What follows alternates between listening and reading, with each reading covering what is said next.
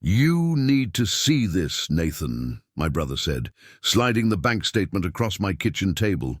That single sheet of paper confirmed what I'd suspected for months. 24 years of marriage, gone. Not with a fight or even a confession, but with a series of transactions to a hotel in San Diego and payments to a jeweler I'd never heard of. Before we jump back in, tell us where you're tuning in from. And if this story touches you, make sure you're subscribed, because tomorrow, I've saved something extra special for you. My name is Nathan Powell, 53, Financial Compliance Officer at Westridge Credit Union in Boise, Idaho. For nearly 3 decades, I've helped people protect their assets and plan for retirement. I've seen every kind of financial mistake imaginable. Ironic that I couldn't see what was happening in my own home. I met Elaine during my final year of business school. She was studying art history, and we couldn't have been more different. Where I was cautious and methodical, she was spontaneous and creative. "You keep us stable, I keep us alive," she would joke. For 24 years, that balance worked perfectly. We built a comfortable life in Boise, raised our daughter Rachel, who's now in graduate school, and were approaching what should have been our golden years. 6 months ago, Elaine started a consulting position with an art gallery in Seattle. The frequent travel wasn't ideal, but the opportunity aligned perfectly with her background. "This is my chance to use my degree finally," she said, eyes bright with excitement. I encouraged her, of course. After years of supporting my career and raising our daughter, she deserved to pursue her passion. The subtle changes began 3 months into her new position. Weekend trips extended into 4-day stays. Phone calls became shorter, texts less frequent. When she was home, her phone never left her side. At dinner, she'd share enthusiastic stories about gallery acquisitions and client meetings, but something felt rehearsed, as if reading from a script. I didn't voice my concerns immediately. We'd always given each other space, trusted each other implicitly. But then came the first unusual transaction. A charge at the Westgate Hotel in San Diego when she was supposedly in Seattle. I mentioned it casually, and her explanation came too quickly. "Gallery owner changed plans last minute, didn't I tell you?" I nodded, but the seed of doubt was planted. More concerning were the withdrawals. Our retirement account showed 3 separate transfers over 2 months, totaling $47,000. When confronted, Elaine explained they were investments in emerging artists the gallery had discovered. Opportunities too good to miss. "Trust me, Nathan, this could double our retirement fund within 5 years. Finance was my world, not hers. The reversal of our traditional roles felt jarring, but I wanted to support her newfound confidence. Still, something wasn't adding up. The withdrawals continued, smaller but more frequent. Our joint savings account balance was dropping steadily. Mark, my brother, and a private investigator noticed my distraction during our weekly racquetball game. Over beers afterward, my concerns spilled out. "Something's off with Elaine," I admitted. "I can't pinpoint it, but our finances are taking hits I can't explain." Mark set down his glass slowly. "Want me to look into it?" I hesitated. Investigating my own wife felt like the ultimate betrayal of trust. "Just the financial angle," I finally said. "Nothing personal. I need to understand where our retirement money is going." 2 weeks later, Mark called. "We need to talk in person." His tone said everything. The evidence was laid out methodically. On my kitchen table the next morning, credit card statements showing paired hotel reservations and restaurant charges. Phone records revealing a pattern of calls to the same number, always after I'd gone to bed. The most damning, photographs of Elaine entering a Seattle condo with a man Mark identified as Victor Cahill, gallery director, and her supposed mentor. But it was the bank records that truly gutted me. Our retirement fund wasn't being invested in art. The transfers matched exactly to payments for a leased Mercedes, rent on a luxury condo, and several substantial withdrawals at high-end jewelry stores. All connected to Victor, all funded by our 24 years of careful saving. The affair has been going on for at least 5 months, Mark said gently. And Nathan, they've withdrawn nearly $210,000 total. I sat perfectly still, financial. Analyst's mind calculating even as my heart splintered. That represented almost 70% of our liquid retirement savings. 2 decades of disciplined investing, of vacations not taken, of driving older cars longer than we wanted, all siphoned away in less than half a year. "What are you going to do?" Mark asked. I didn't answer immediately. Throughout my career, I'd emphasized one principle above all others to my clients. Always have contingency plans for market downturns, health emergencies, unexpected career changes.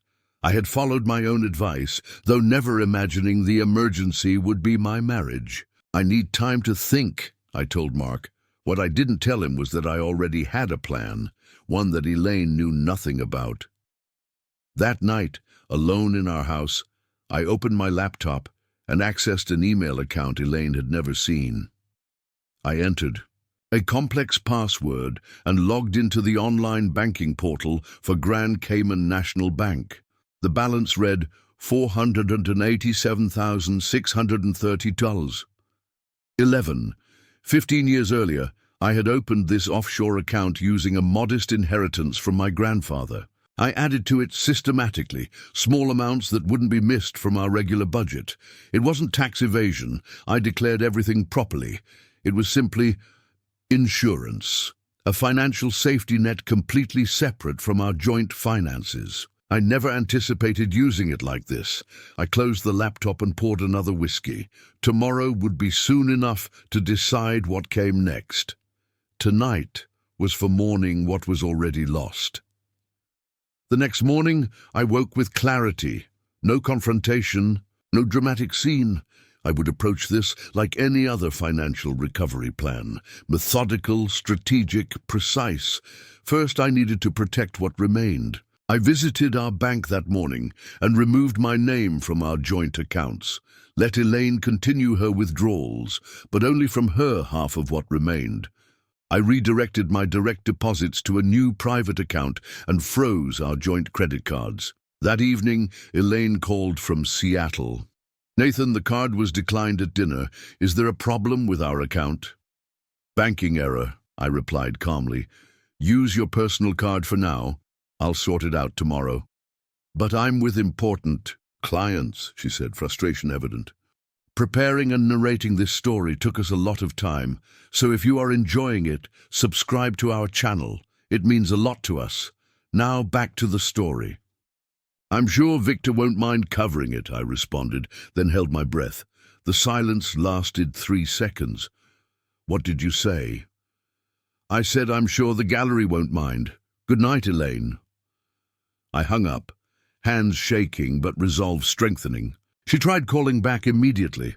I didn't answer. Instead, I texted, "We'll talk when you're home. Enjoy your trip." For the next 2 days, I met with a divorce attorney, Sandra Walsh, recommended by a colleague who had navigated a similar situation. I brought complete documentation of the affair and the financial transfers. Sandra reviewed everything with professional detachment. "This is unusually thorough," she noted. "Most clients are still processing the emotional shock at this stage." "I process emotions through spreadsheets," I replied. "What's our strategy?" She leaned back. "Idaho is an equitable distribution state, not technically a 50-50 split. Given the evidence of fund misappropriation and infidelity, we can pursue a more favorable division. However, hidden assets are required to be disclosed during discovery." I nodded. "My offshore account is properly documented for tax purposes. I've maintained it for years as a separate asset from a family inheritance. I'm not hiding it from the courts, just from someone who's proven untrustworthy with our finances." Sandra raised an eyebrow. "Smart. Not technically commingled funds. We'll need to disclose it eventually, but its separate history works in our favor." She made several notes. What's your ideal outcome here, Nathan? I considered carefully. Despite everything, I didn't want revenge. I wanted fairness. I want to recoup the stolen retirement funds and maintain enough security to retire as planned. I want our daughter protected from financial fallout. Beyond that, I'm flexible. What about the house? She asked. Sell it. Split the proceeds according to the court's determination. And alimony? I shook my head. She has a career now, apparently. And a wealthy boyfriend. Sandra nodded approvingly. Reasonable goals make for cleaner resolutions. Let's proceed carefully. Don't confront her with everything at once. Let her explain the financial discrepancies first. Elaine returned Sunday evening, earlier than her usual pattern. I was reading in the living room when she entered, her face a careful mask of normalcy. Banking issue fixed? She asked, setting down her luggage. Partially, I replied, without looking up from my book. The fraud department had some questions about unusual transactions. She froze briefly before continuing to unpack her weekend. Beg, what kind of transactions? Large withdrawals from retirement accounts, hotels in cities you weren't supposed to be in. I finally looked up. Payments to jewelry stores for items I've never seen. I can explain all of that, she said, voice steady but hands betraying her nervousness. The art investments. Don't. I closed my book. We both know there are no art investments, Elaine. Her expression hardened. You've been spying on me. I've been protecting our retirement from systematic theft. I kept my voice even. There's a difference. It's my money too, she snapped. I've contributed to this marriage for 24 years. You've earned half. I interrupted. Not 70%, and certainly not to spend on Victor Cahill. The name hung in the air between us. Her face went through a series of calculations before settling on indignation. You had me investigated. How dare you invade my privacy? How dare you drain our retirement for an affair? I countered. We need to discuss logistics. I've already separated our finances to prevent further damage. You can't do that. Her voice rose. That's our money. Was our money, I corrected. The remaining balance is divided equally. Your portion remains available to you. Mine is secured elsewhere. This is ridiculous, she hissed. I've supported you for decades. I raised our daughter while you built your precious career.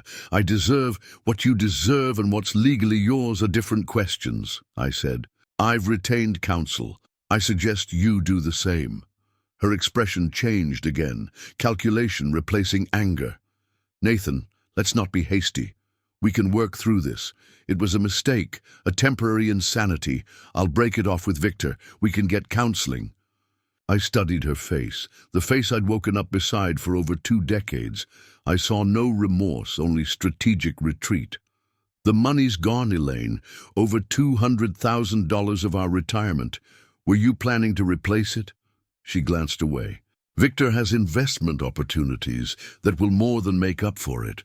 In fact, if you'd be willing to... I stood up. I've prepared the guest room for you. We'll maintain civil cohabitation until legal separation is arranged. This is still my house too, she said defiantly.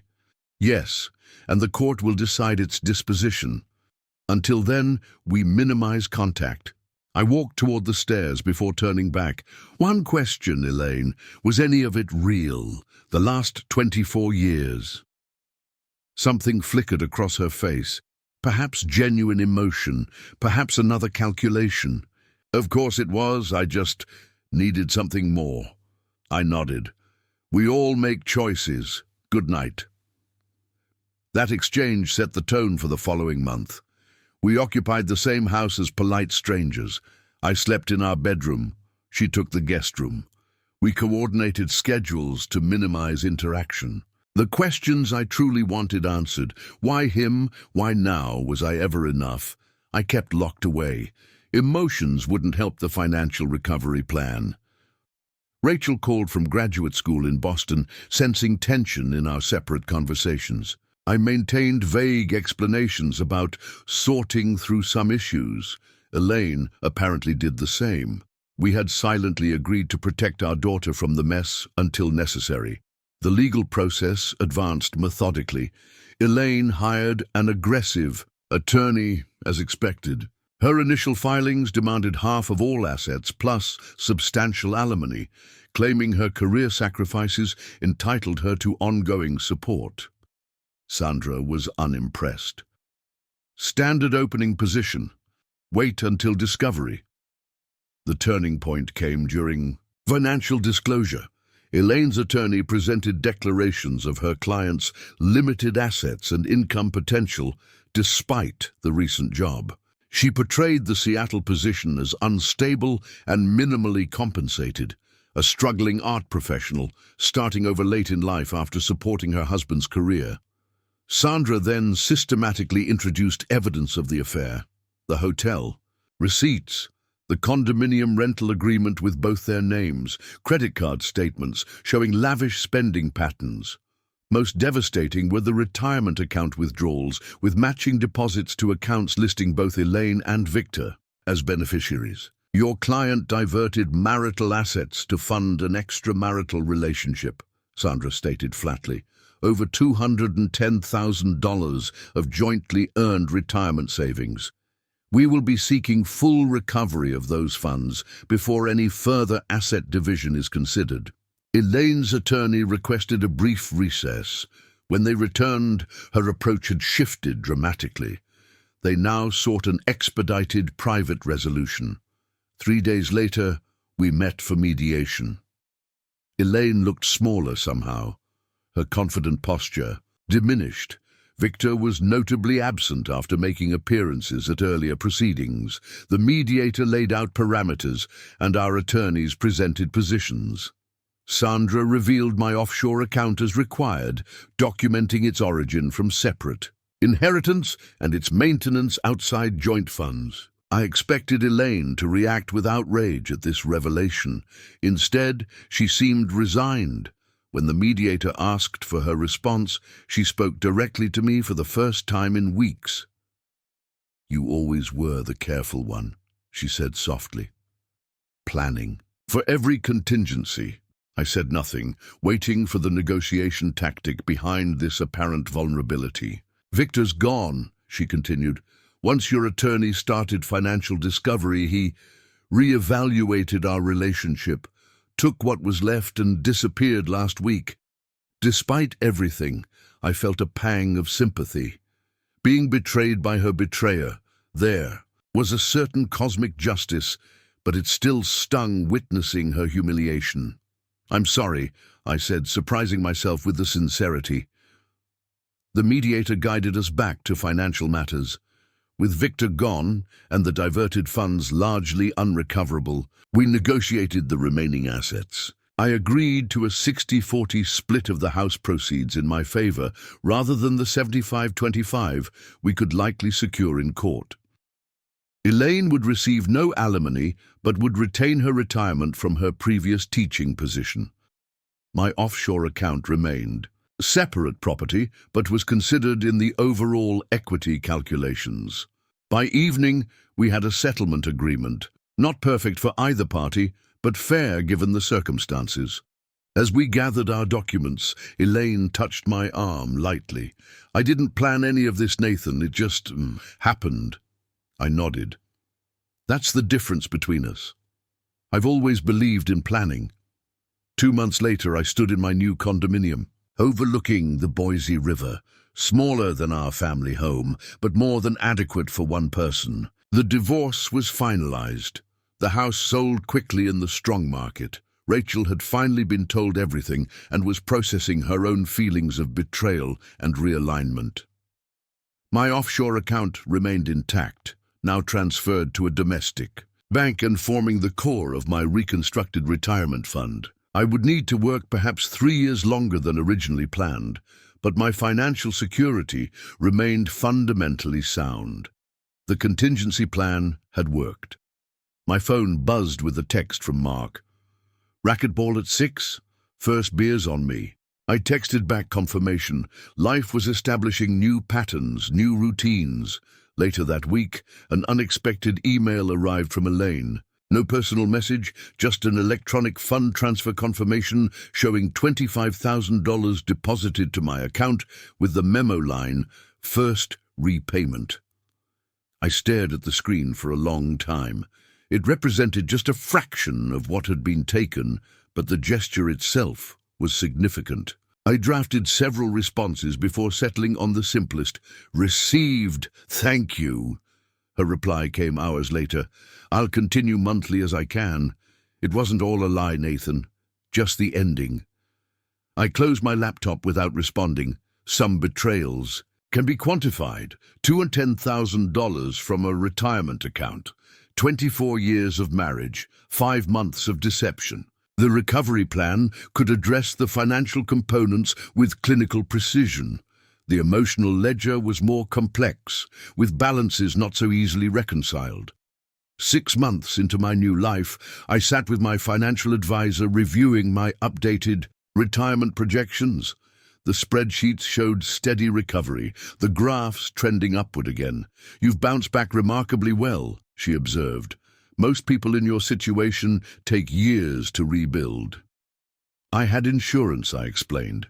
"And I learned long ago that the best financial decisions are made before you need them."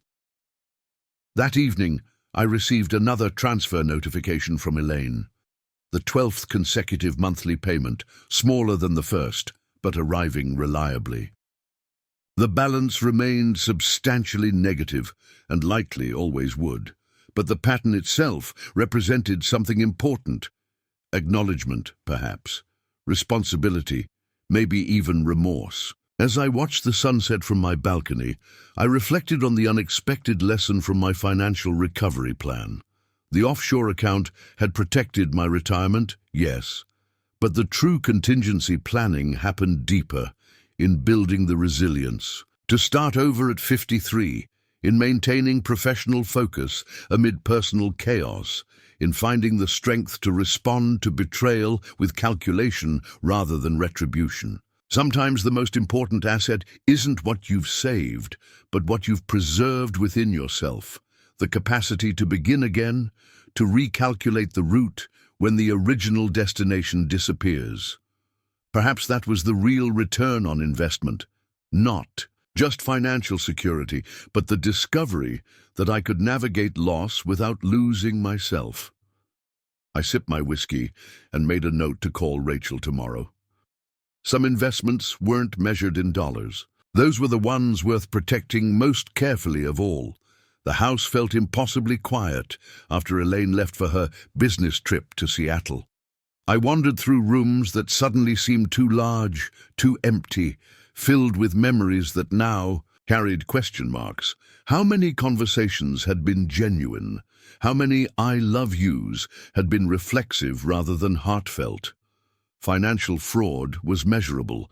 Emotional fraud left no paper trail. I poured myself a scotch and sat at my home office desk, staring at the framed photo from our 20th anniversary trip to Maui, 4 years ago.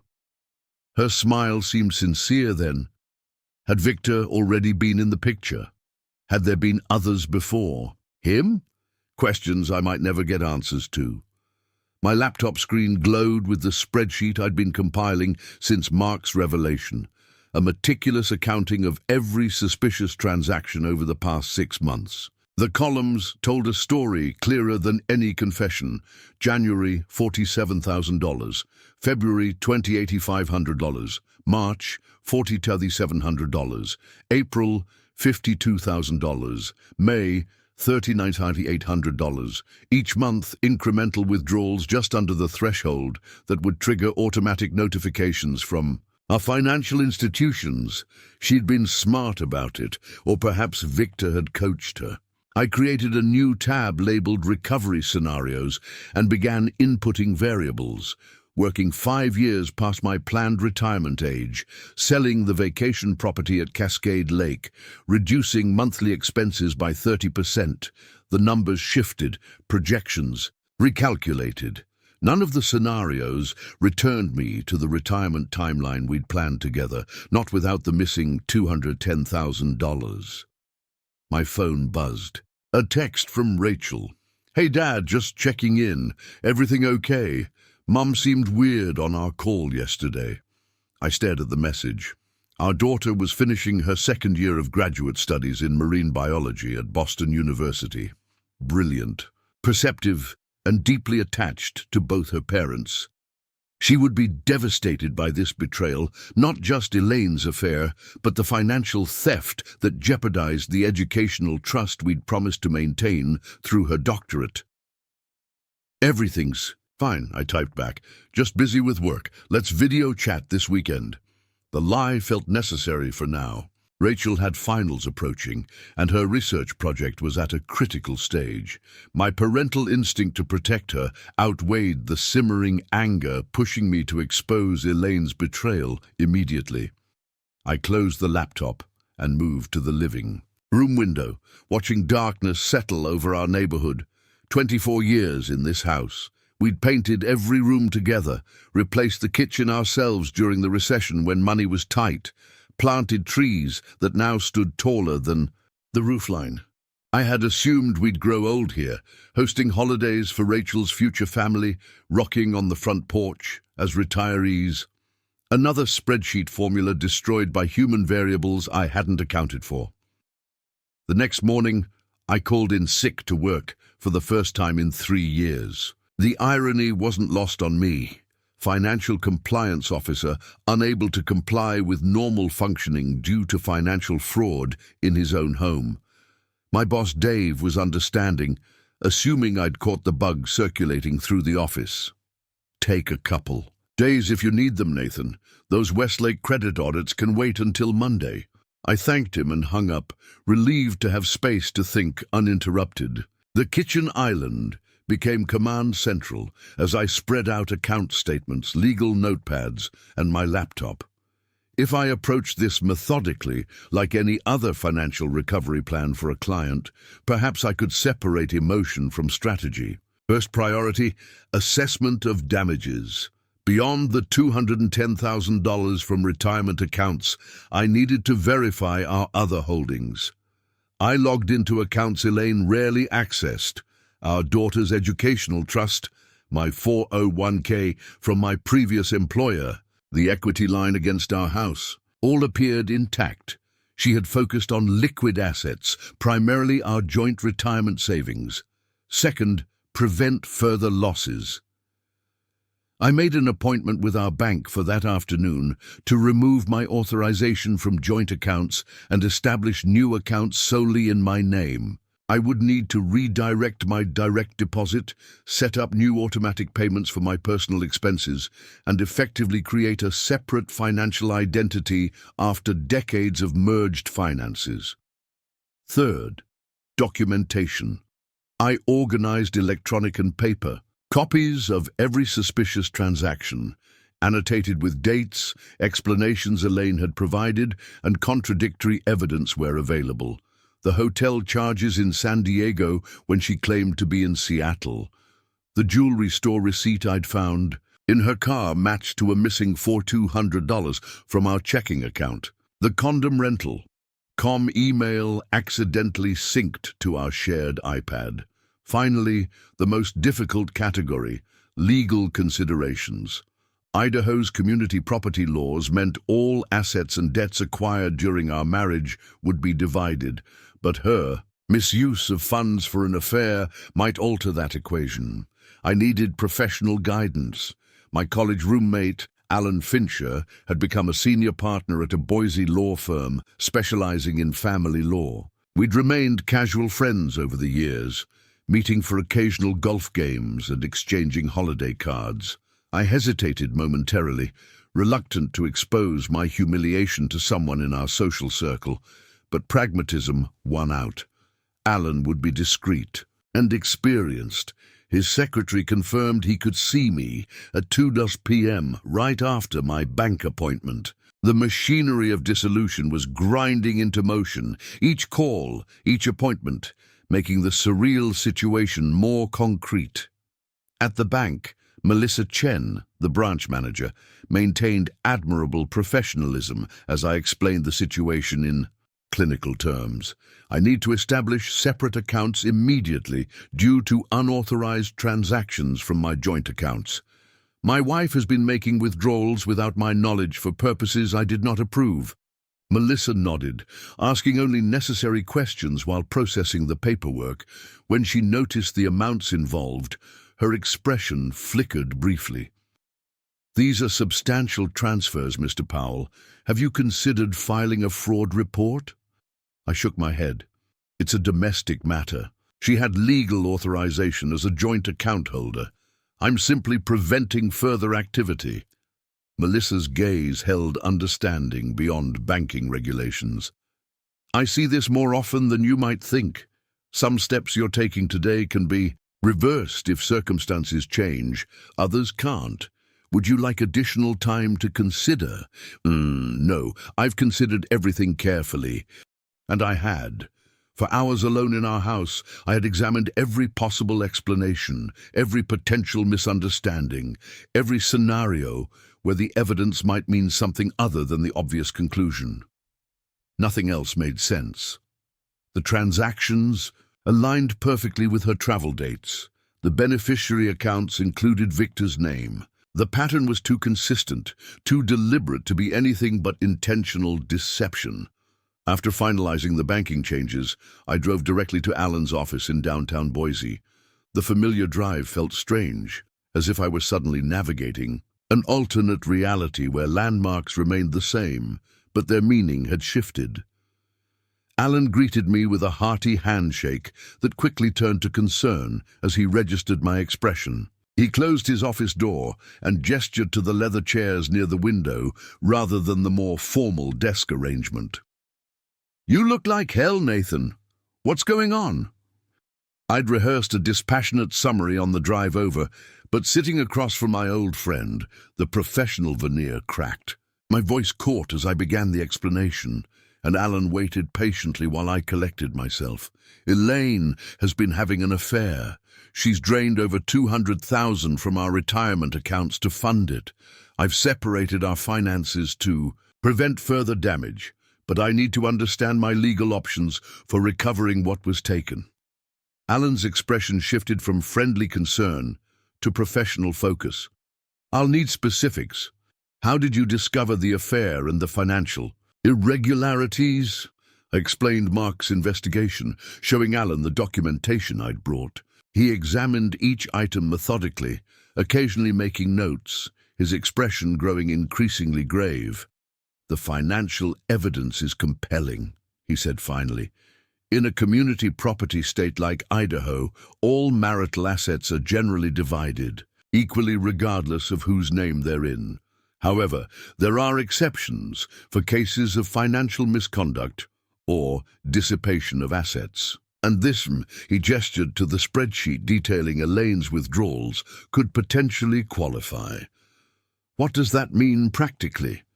"It means the court might award you a larger percentage of remaining assets to offset what was improperly spent.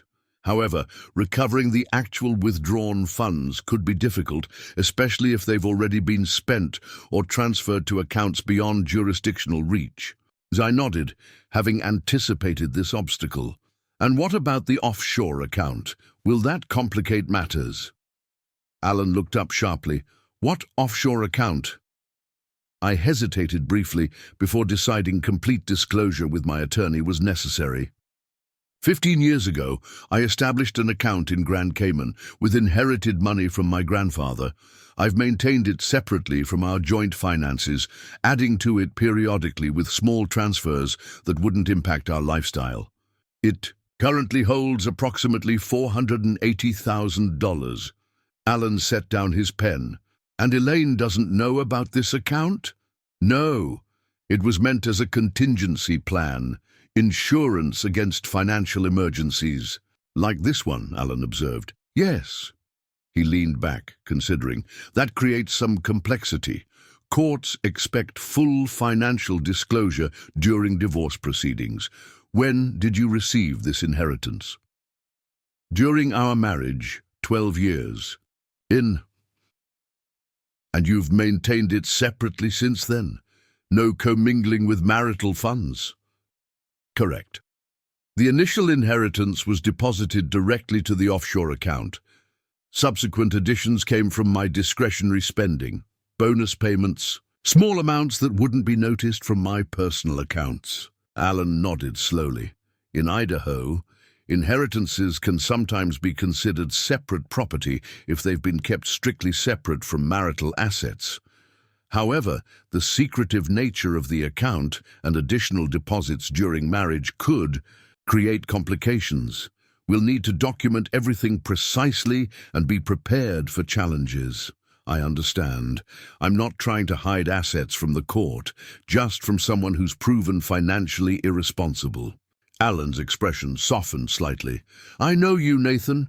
You're meticulous, ethical, but divorce proceedings can make straightforward situations contentious. We'll need to be strategic. He paused. Have you confronted Elaine directly? Not yet. She's in Seattle until Sunday, supposedly. And how do you want to proceed? Some clients prefer immediate confrontation. Others find advantage in gathering more information first. I considered the question carefully. The financial analyst in me favored more information, more preparation. The betrayed husband wanted immediate confrontation, answers to the questions burning inside me. But there was Rachel to consider, and practical matters of living arrangements and asset protection. I want to secure my position fully before confrontation. Complete the financial separation, understand the legal landscape, prepare for various scenarios. When she returns, I'll have everything in place. Alan nodded approvingly. That's wise. Emotional confrontations rarely yield productive outcomes in these situations. He glanced at his notes.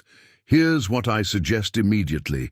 First, secure any vital documents or irreplaceable items. Second, document the current state of all assets with photographs and inventories. Third, establish communication boundaries. Decide how and when you'll interact with Elaine during this process.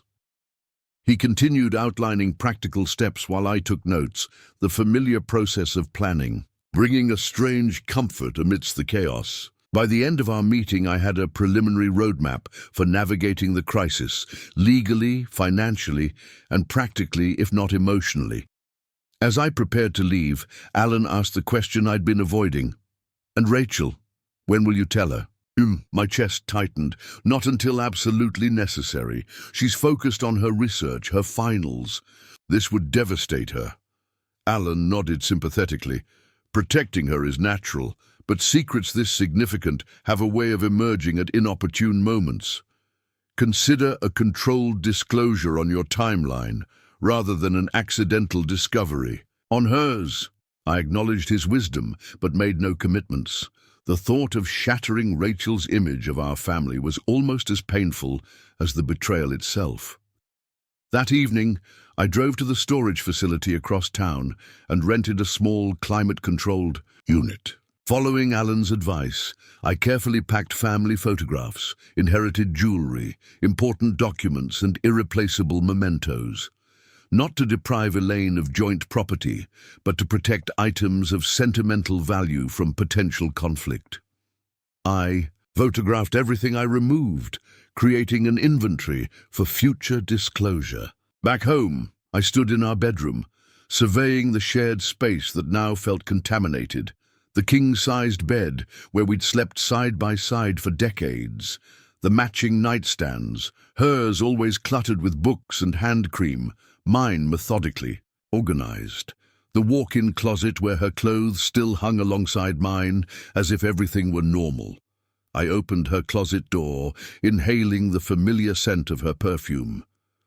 Designer clothes filled her side, many recently purchased, I now realized. My financial analysis had focused on bank transactions, not credit card accumulation. I made a mental note to review those statements as well. Without consciously deciding to, I found myself examining her belongings more carefully, not from jealousy or voyeurism, but with the detached assessment of an investigator seeking further evidence. Had there been physical manifestations of the affair that I'd overlooked? In the back corner of her closet shelf, behind winter scarves rarely used in Idaho's climate, I discovered a small leather jewelry box I didn't recognize. My hand hesitated before opening it. Did I really want to see tangible evidence of Victor's gifts? Inside lay a platinum bracelet with an inscription, "For my muse, forever yours, V." I closed the box and returned it exactly as I'd found it, a strange calm settling over me. The discovery should have triggered fresh pain, but instead brought clarity. This wasn't a momentary lapse or midlife confusion. This was a deliberate, sustained deception, emotional and financial. That night I slept in the guest room, unable to face our marital bed. Morning brought renewed purpose and a notification from my offshore account manager requesting our quarterly review call. The timing seemed fitting, a reminder of my foresight in establishing the very contingency now needed. On the call, Heinrich Baumann reviewed the account's performance with typical Swiss precision, noting the conservative investment strategy had yielded modest but stable returns. "Would you like to maintain current allocations, Mr. Powell, or adjust given market conditions?" For the first time, I considered the account not as distant insurance, but as imminent necessity. "I may need increased liquidity in the coming months. Heinrich, let's shift 30% to more accessible instruments. May I ask the reason? Significant withdrawals could impact your tax situation." "Personal restructuring," I replied, the euphemism oddly satisfying. "Family circumstances are changing." Heinrich, ever discreet, asked no further questions. "I'll prepare recommendations for your review. The adjustments can be completed within 72 hours. After the call, I drove to work, needing the comfort of routine and professional competence. At Westridge Credit Union, I was respected, effective, everything I no longer felt in my personal life. Dave stopped by my office mid-morning. "You look better. Feeling recovered?" "Getting there," I answered truthfully. The shock was evolving into resolve, confusion into clarity. Throughout the day, I immersed myself in compliance reviews and audit preparations, finding solace in the objective world of financial regulations. There were rules here, consequences for violations, systems working as designed. Unlike marriage, where commitments could apparently be discarded without warning after 24 years. That evening, I received a text from Elaine. "Flight delayed. Staying extra night in Seattle. Don't wait up tomorrow." The message, once routine, now read like code for another night with Victor. I didn't respond, instead adding the date to my documentation timeline. Each deception, each absent night, now served a purpose in building my case. I spent the evening on Rachel's educational trust, ensuring it was properly secured from potential fallout. The account held enough for 2 more years of graduate studies, plus modest living expenses. Not enough for her entire doctoral program as we'd planned, but I would find ways to supplement it. My daughter's future would not become collateral. Damage in Elaine's betrayal. Alone in the quiet house, surrounded by spreadsheets and legal notes, I confronted the question I'd been avoiding. What did I actually want from this situation? Punishment? Restitution? Freedom? The answer wasn't as clear as the financial calculations laid out before me.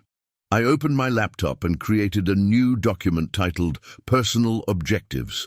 Like any strategic plan, this process needed defined goals beyond emotional reactions. I began typing: 1. Financial security for my retirement. 2. Protection of Rachel's educational funding.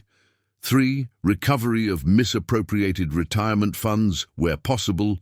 4. Clean, efficient dissolution without prolonged conflict. 5. Maintenance of professional reputation and dignity. I paused, cursor blinking. The list felt incomplete, but I couldn't identify what was missing. Reconciliation. That door seemed firmly closed by Elaine's actions. Revenge. That wasn't my nature, despite the justified anger. Justice. Perhaps, but what did that look like? In this context, After long contemplation, I added a final item. 6. Understanding why, not for reconciliation, but for closure. Not to heal the relationship, but to heal myself eventually. The analyst in me needed to comprehend how 24 years of partnership had unraveled so completely without my awareness. What variables had I missed? What signs had I misinterpreted or ignored? I printed the document and placed it in the folder with my other divorce preparation materials. Whatever emotional storms lay ahead, these objectives would serve as compass points, direction when clarity wavered. The house creaked and settled in the evening quiet, sounds I'd once found comforting now highlighting the solitude. I walked through rooms filled with evidence of our shared life, photographs from vacations, furniture chosen together, the kitchen renovated with compromises on both sides. Each item now required categorization, mine, hers, ours, to be divided. In Rachel's old bedroom, maintained as a shrine to her childhood since she'd left for college, I sat on the edge of her bed. Soccer trophies lined the bookshelf. Academic awards filled the bulletin board. The purple walls she'd insisted on painting herself during high school, with precisely even coverage that hinted at the perfectionist scientist she would become. How would she process this fracturing of her foundation? Rachel had always idealized our marriage, often commenting on how her friends' divorced parents created complications in their lives that she thankfully never experienced. Now she would join their ranks, navigating holidays divided, achievements celebrated separately, future wedding seating arrangements carefully segregated. I pulled out my phone and scrolled through recent photos of her, presenting her research at a symposium, laughing with colleagues at a department event, the confident young woman who carried both Elaine's creativity and my analytical precision. Whatever happened between her mother and me, Rachel's well-being remained our greatest shared achievement. That, at least, could not be diminished by current circumstances. Tomorrow, I would meet with Sandra Walsh, the divorce attorney Alan had recommended for her specific experience with financial fraud in marriages. Tomorrow, more pieces of the dissolution machinery would engage. Tomorrow, I would move further from the life I'd planned toward the contingency I'd never wanted to implement. But tonight, in the suspended animation between discovery and confrontation, I allowed myself to fully experience the grief of what was lost. Not just retirement funds or marital status, but the future I'd believed in, the partnership I'd trusted, the narrative of my life I'd assumed would continue uninterrupted into old age. The contingency account would protect my financial future. The legal strategy would protect my rights and assets, but nothing could protect against the fundamental re-evaluation of my past. 24 years viewed through the lens of this betrayal. Had I been a fool all along? Had the mutual respect and partnership been illusion? These questions had no spreadsheet solutions, no analytical framework to process. As midnight approached, I returned to my home office and opened the safe hidden behind a false panel in the bookcase. Inside lay the original documentation of my offshore account, the inheritance paperwork that had started the contingency plan, and a USB drive containing encrypted backup files of all financial records. I added the latest account statement from Heinrich and the objectives document I'd created earlier. The safe represented another kind of insurance, protection of critical information from potential destruction during conflict. Another contingency I'd never imagined needing in my own home. I closed the safe, replaced the panel, and surveyed the office that had been my domain throughout our marriage. Like everything else, it would need to be dismantled, its contents divided or discarded. Nothing would remain untouched by this unraveling, not spaces, not possessions, not relationships, not memories. In 48 hours, Elaine would return to a house transformed not in appearance, but in essence. She would face a husband armed with evidence, legal guidance, and financial protection, rather than the trusting partner she'd left behind. She would discover that her betrayal had triggered contingency plans she never knew existed. The confrontation approaching wasn't one I welcomed, but it was one I would be prepared for. In financial crisis management, preparation determined outcomes more reliably than emotion or intention. I would approach this personal crisis with the same discipline that had guided my professional life, methodical, strategic, and clear-headed. As I finally prepared for another night in the guest room, my phone buzzed with a text from Mark, checking in. "How are you holding up?" I considered various responses before settling on the simplest truth. Processing, planning, we'll call tomorrow. With updates. His reply came quickly. "Here whenever you need me. This isn't your failure, Nathan. Remember that." I set the phone down, his words echoing. "This isn't your failure." Intellectually, I understood that Elaine's choices belonged to her. The financial analyst in me could differentiate between causation and correlation, between responsibility and circumstance. But the husband in me still questioned what I might have done differently, what warning signs I might have missed, what changes might have prevented this outcome. Tomorrow would bring more answers, more plans, more pieces of the dissolution process. Tonight, I would allow myself this final period of reflection before the machinery of separation engaged fully and irreversibly. The contingency account would serve its purpose. The documentation would support my case. The legal strategy would protect my interests. But no contingency plan could fully prepare for the emotional reality of dismantling a shared life, of rewriting a personal narrative after 24 years. That terrain had no map, no spreadsheet solution, no regulatory framework. That journey would require navigation without the analytical tools I'd relied on throughout my professional life. As I drifted toward uneasy sleep, one certainty provided: cold comfort. The financial prudence that had established the offshore account years ago would now preserve my future, even as the past I thought I knew disintegrated around me. Perhaps that was the ultimate contingency. Not just financial security, but the resilience to begin again when the unpredictable variables of human behavior destroyed carefully constructed plans. Sunday arrived with the heavy anticipation of confrontation. Elaine's flight would land at 4:35 p.m., and she'd likely be home by 6 noon. I'd spent the past 48 hours in meticulous preparation, meeting with Sandra Walsh, securing additional documentation, and arranging the chess pieces of separation. Sandra had impressed me immediately with her no-nonsense approach. Unlike Alan's personal connection, her assessment was purely professional. Financial infidelity often accompanies emotional infidelity, she observed, reviewing my documentation. Your evidence is thorough. The question now is strategic application. She outlined 3 potential approaches: immediate confrontation and separation, a period of observation to gather additional evidence, or silent preparation followed by a single comprehensive legal action. The third option offers the greatest protection for your assets, but requires you to maintain a facade of normalcy. Can you do that, Mr. Powell?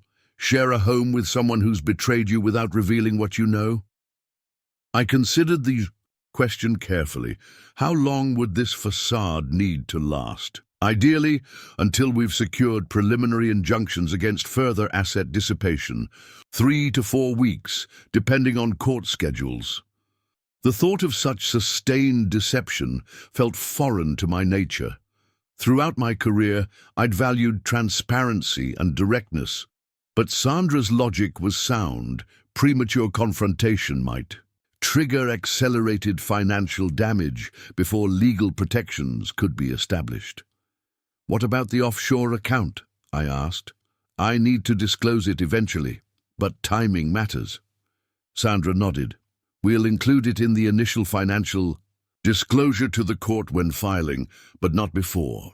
It's not improperly hidden, since you've maintained tax compliance. It's simply separate. Elaine will learn of it during legal proceedings, not before we have protections in place. After careful consideration, I chose a modified approach. Immediate. Confrontation about the affair and financial misappropriation, but without revealing all my countermeasures. Elaine would learn that I knew about Victor and the stolen retirement funds, but not about the offshore account or the full extent of my legal preparation. Now, as the hours ticked toward her arrival, I arranged the evidence on the dining room table. Bank statements with withdrawals highlighted, credit card bills showing hotel charges, the jewelry receipt found in her car, photographs from Mark's investigation, the Seattle Gallery's public calendar showing no events on dates Elaine claimed to be working there. At 5:47 p.m., I heard her. Key in the front door, the familiar sound of her rolling suitcase on the hardwood floor, her voice called out with practiced casualness. "Nathan, I'm home." "In the dining room," I replied, keeping my voice neutral. She appeared in the doorway, travel-worn but still striking at 49, the woman I'd built a life with, planned a future with, trusted implicitly for 24 years. Her expression shifted as she registered the documents arranged on the table, followed by a quick recovery of composure. "What's all this?" "Financial records, bank statements, credit card bills." I gestured to a chair across from me. "We need to talk, Elaine." "Can it wait? I'm exhausted from the flight and—" "No, it can't wait." My tone was firm but controlled. "Please sit down." Something in my expression must have conveyed the futility of evasion. She set down her purse and took the offered chair, maintenance of normalcy giving way to wariness. "Is there a problem with our accounts?" "Yes, a substantial problem." I pushed forward the summary spreadsheet I'd created. "Over the past 6 months, $210,000 has been withdrawn from our retirement accounts in incremental amounts. Additionally, our joint checking account shows unexplained withdrawals, totaling approximately $32,000. Her expression flickered between surprise and calculation. "I told you about the art investments, their long-term growth opportunities." There are no art investments, Elaine." I cut her off quietly. "The money was transferred to accounts at First Western Credit Union, accounts listing both you and Victor Cahill as beneficiaries." The silence that followed stretched. For several seconds, as she processed that her deception had been discovered, I could almost see the rapid assessment of options playing across her face. Denial, minimization, counter-accusation. "You've been spying on me?" she finally said, voice rising with manufactured indignation. "I've been investigating systematic theft from our retirement accounts. The fact that it connects to your affair with Victor Cahill is secondary." "Affair? That's ridiculous. Victor is a professional colleague, a mentor in the art world." I pushed forward the hotel receipts and photographs Mark had compiled. "A mentor who shares hotel rooms with you in San Diego when you're supposedly in Seattle, who accompanies you to jewelry stores where purchases match withdrawals from our accounts, who co-signs on financial accounts funded with our retirement savings." Her strategy shifted visibly. The indignation deflated, replaced by a calculating assessment of how much I actually knew versus what I might be inferring. "These records could be interpreted many ways," she said carefully. "Business relationships in the art world are complex." Stop. I held up a hand. "I'm not interested in rationalizations. The financial evidence is irrefutable. You've diverted over $200,000 from our retirement accounts without my knowledge or consent for non-marital purposes. That's financial fraud, regardless of the relationship with Victor." Something hardened in her expression. "So this is about money? After 24 years of marriage, you're reducing everything to dollars and cents." The attempt to shift moral high ground almost made me laugh. "The affair is your personal choice. The theft of our retirement funds is a direct attack on our future, my future. That's not a marital issue. It's a legal one." "Legal?" Her voice sharpened. "Are you threatening me, Nathan?" I'm stating facts. I've already separated our finances to prevent further withdrawals. The next steps depend on your willingness to address the financial damage you've caused. You've separated our accounts? A real alarm now. You had no right to. I had every right to protect what remains of our retirement savings from continued misappropriation. The accounts are frozen pending further legal determination of appropriate division. Legal determination? She stood abruptly. What exactly are you saying? I maintained my seated position, voice deliberately calm. I'm saying that your actions have consequences, Elaine, emotional and financial. I've consulted an attorney regarding recovery of the diverted funds and appropriate separation of assets.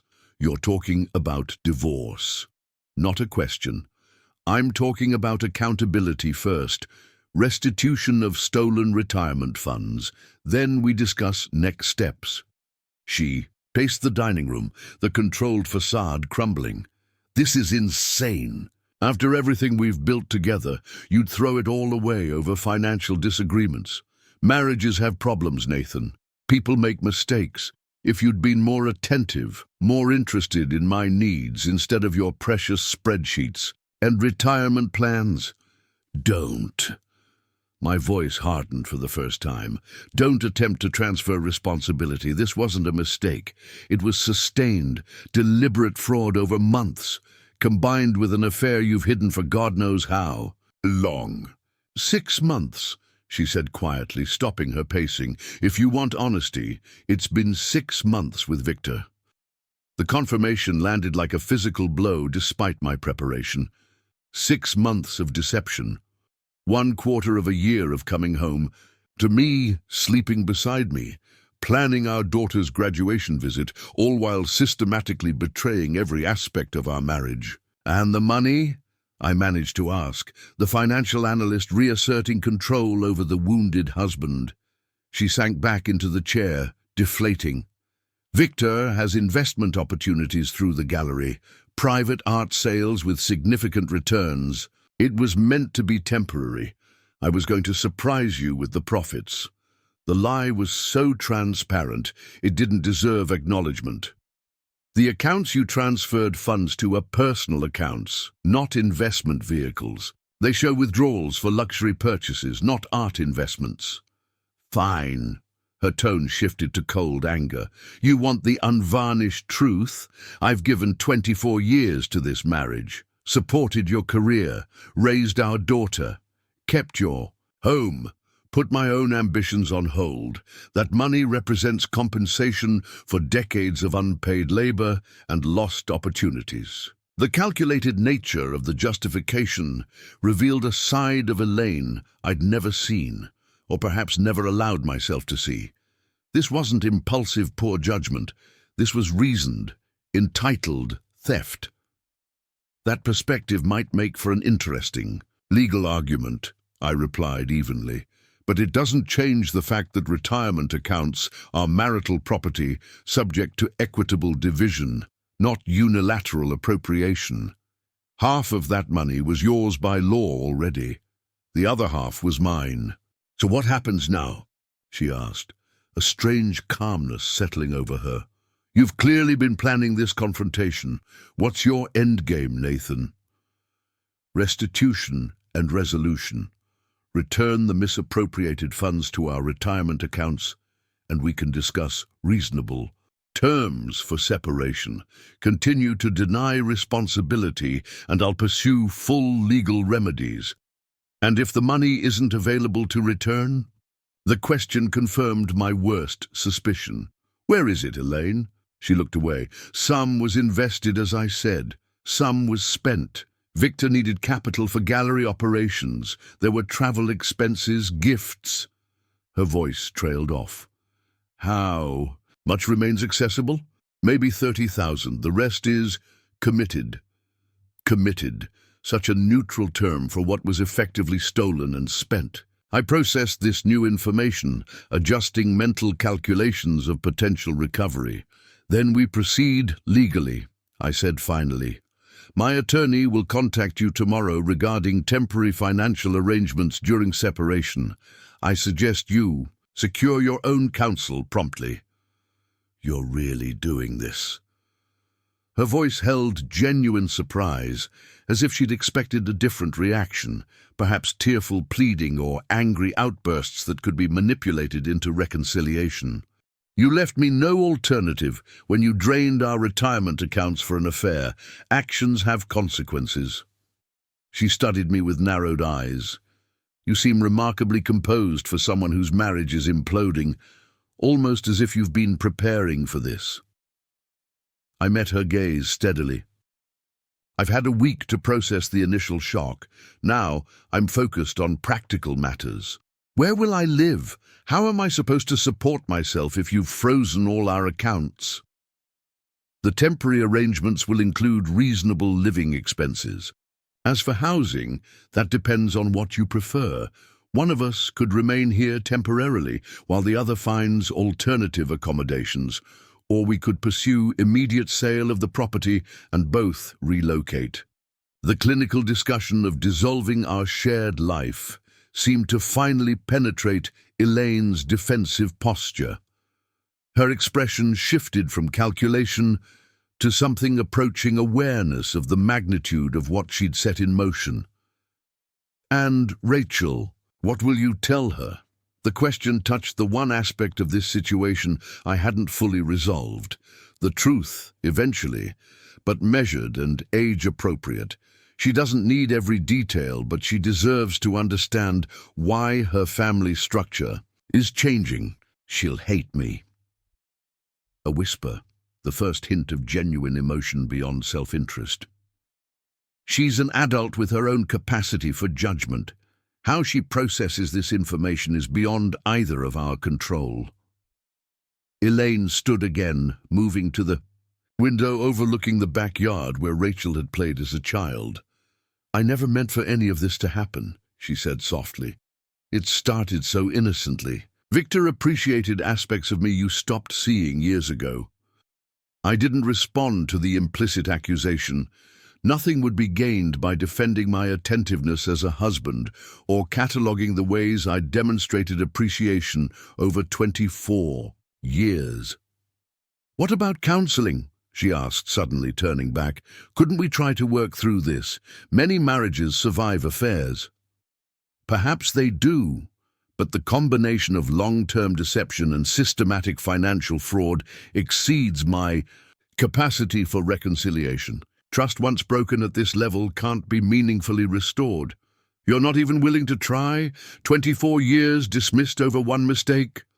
Hundreds of individual decisions over 6 months do not constitute one mistake, Elaine. Each withdrawal, each lie about your whereabouts, each night with Victor was a separate choice to betray our marriage. And you would have continued indefinitely had I not discovered the evidence. She had no response to this truth. After a moment of silence, she gathered her purse. I need time to think, to process this. Take whatever time you need, but understand that the legal process will proceed regardless. I recommend securing and counsel promptly. She paused at the dining room doorway. Where will you sleep tonight? I've been using the guest room since discovering the affair. I'll continue to do so until living arrangements are formalized. A flash of surprise crossed her face at the revelation that I'd already been sleeping separately without her knowledge. One more indication of how completely she'd failed to notice changes in her own home while focused on her parallel life with Victor. This isn't over, Nathan. There's more to marriage than financial contracts. Yes, I agreed quietly. There's trust, loyalty, honesty, all of which were broken before any money was taken.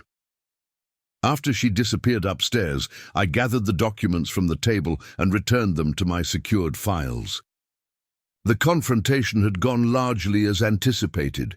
Initial denial, followed by deflection, then minimization, and finally an attempt to shift responsibility. Classic stages of accountability avoidance that I'd seen in financial fraud cases throughout my career. What I hadn't fully anticipated was my own emotional response, or rather the lack of it. Throughout the conversation, I'd maintained analytical distance, focused on facts and outcomes rather than the personal betrayal underlying them. The pain was there, certainly, but submerged beneath pragmatic problem-solving.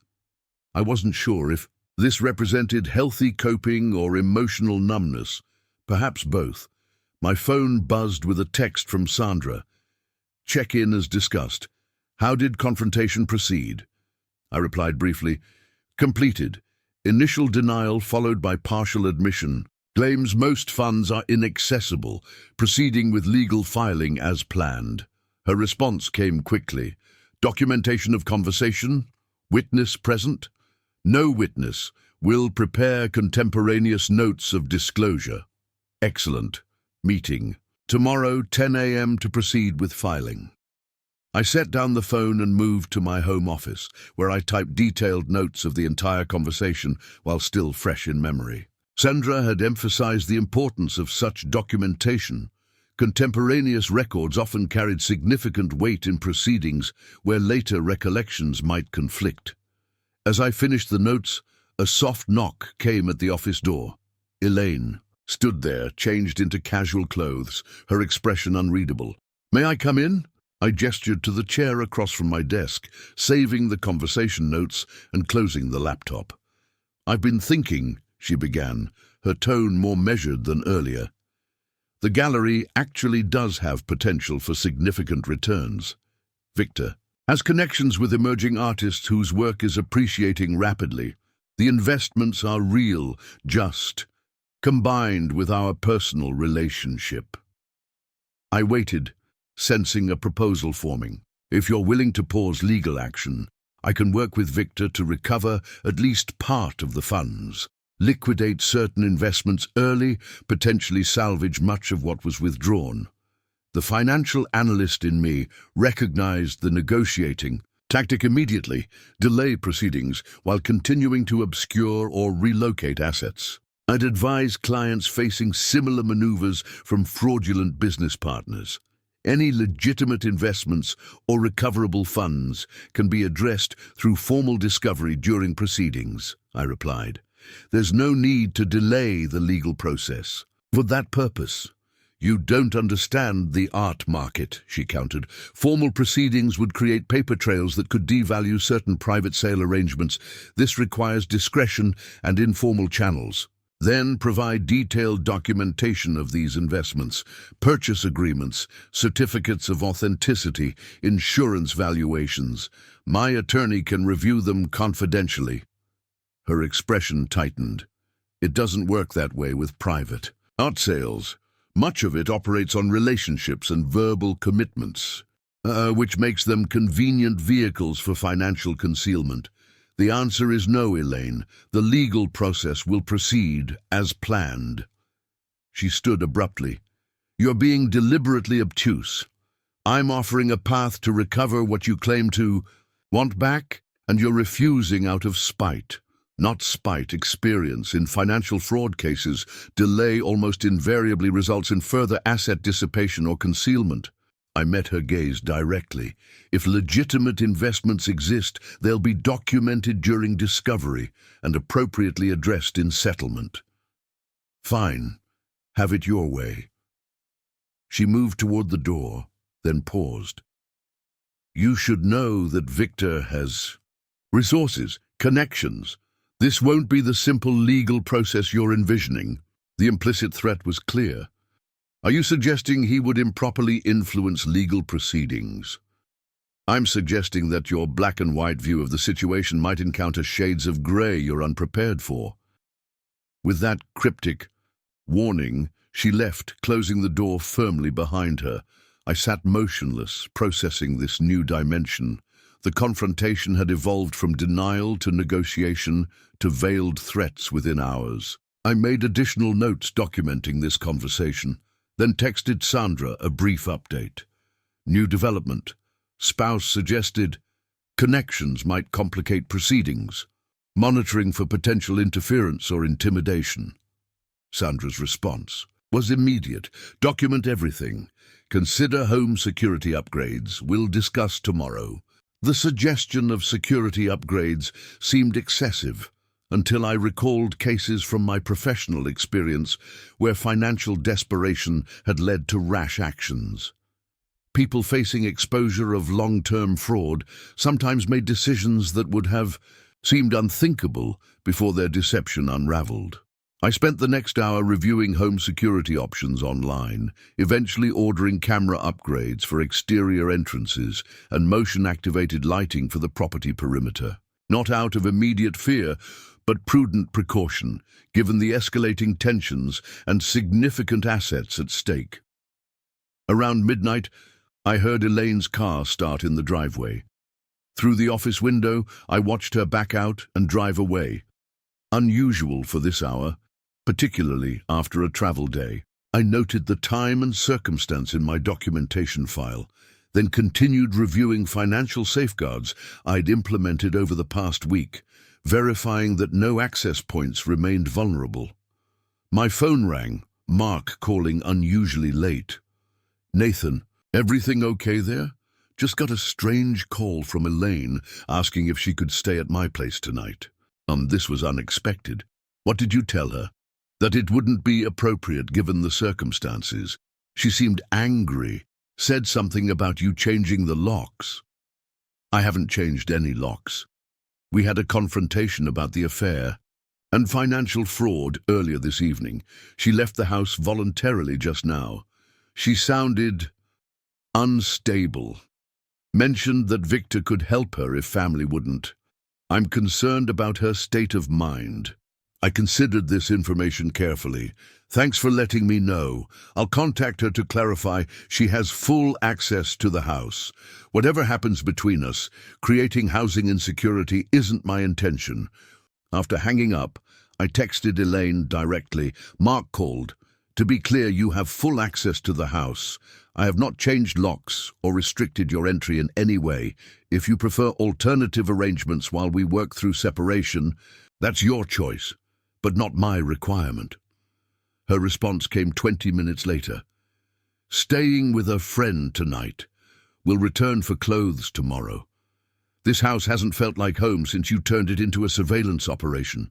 I didn't engage with the accusation, simply acknowledging, "Understood. I'll be at work from 8 to 5 tomorrow." The implication was clear. She could return while I was absent if my presence was uncomfortable. Despite everything, causing Elaine unnecessary distress served no constructive purpose. The legal process would establish appropriate divisions and responsibilities. Additional conflict would only deplete emotional resources needed for the challenging months ahead. I finally prepared for sleep around 1 a.m., the house quieter than usual, without even the distant sounds of another person's presence. As I lay in the guest room bed, I reflected on how thoroughly my life had transformed in just 1 week, from trusting husband with secure retirement plans to betrayed spouse navigating financial fraud and separation proceedings. The offshore account provided crucial security in this new reality, a financial foundation that would prevent the complete derailment of my future, regardless of how the legal proceedings unfolded. The contingency I'd established years ago out of abstract prudence had become concrete salvation. Morning brought a text from Elaine. "Victor's attorney will be contacting yours. Apparently there are jurisdictional questions about the gallery investments that complicate your simplistic fraud narrative." I forwarded the message to Sandra without response to Elaine. Within minutes, Sandra called. "This is actually helpful," she noted. "It confirms linked financial interests between your wife and her affair partner before we've even filed. Document everything, but don't engage directly about legal matters." "Understood. We're proceeding with filing today." "Absolutely. In fact, this increases urgency.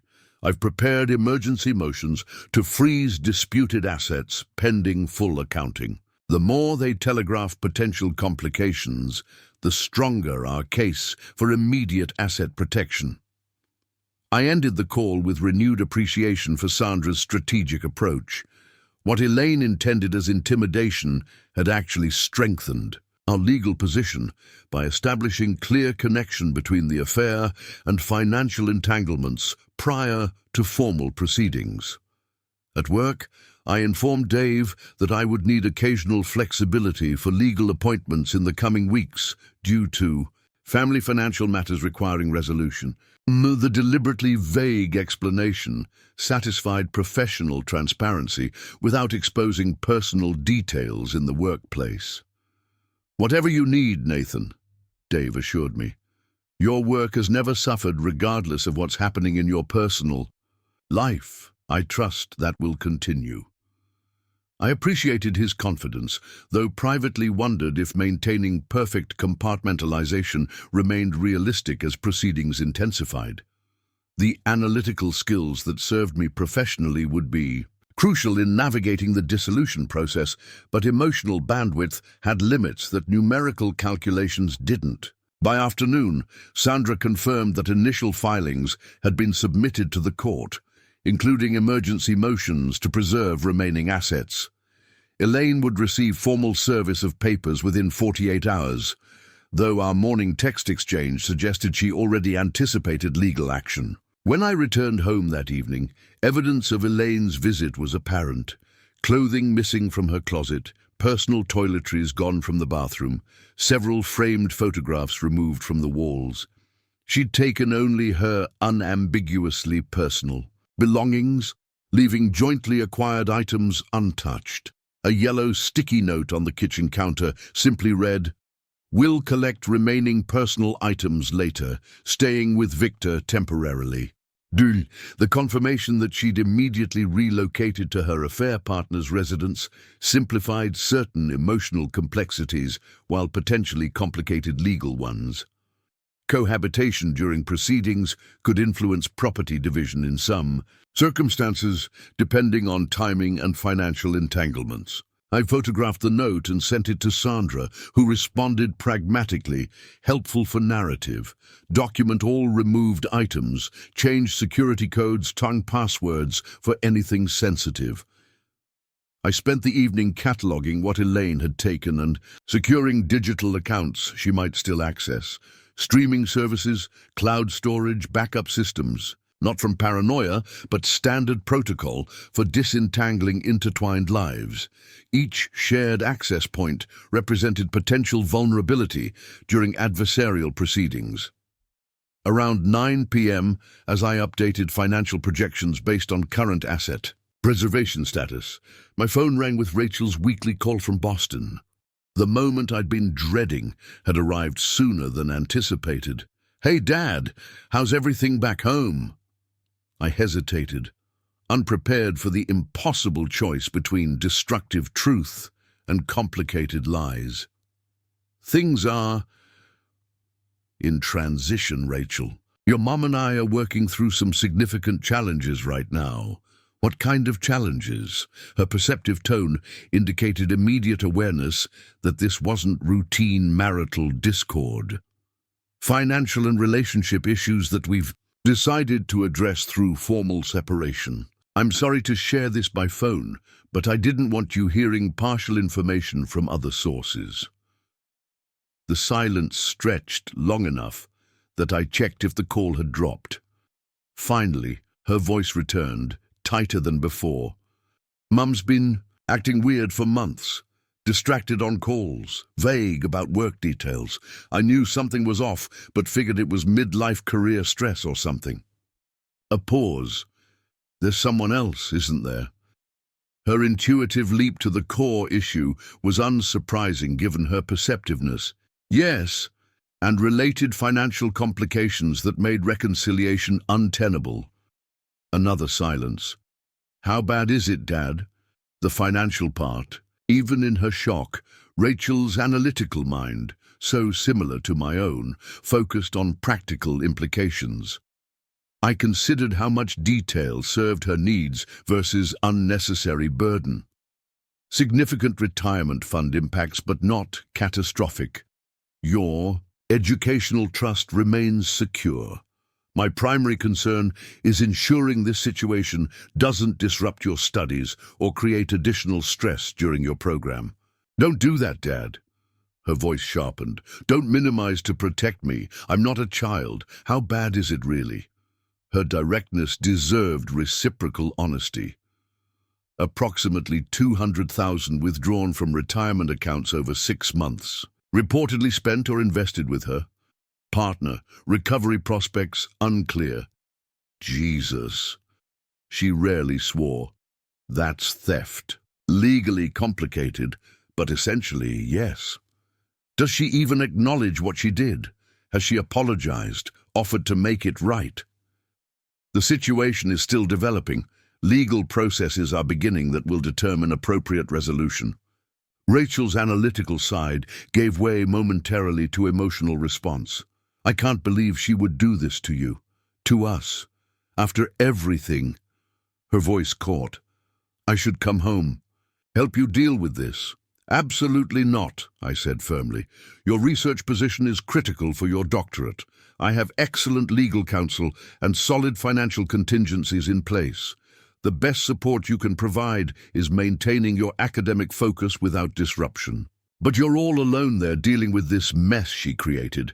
I'm not alone. I have professional support, Mark's assistants, colleagues who understand if I occasionally need flexibility. What I don't have is any desire to derail your career, trajectory over marital problems that aren't your responsibility to fix.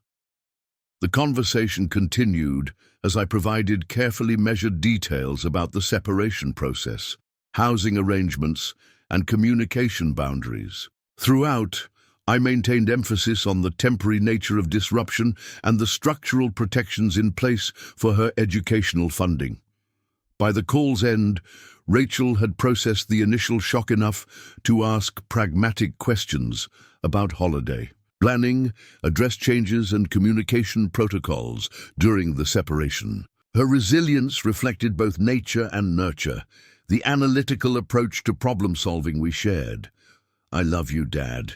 Whatever happens with the legal stuff, I'm here. Just don't hide things to protect me, okay?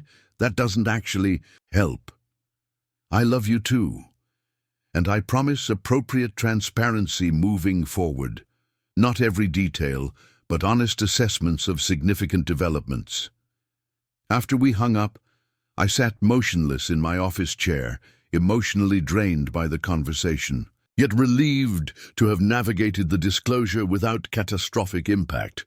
Rachel would process her own complex feelings about her mother's choices, but her immediate response suggested the resilience needed to maintain her academic focus despite family turbulence. My phone buzzed with an email notification from the Offshore account management team.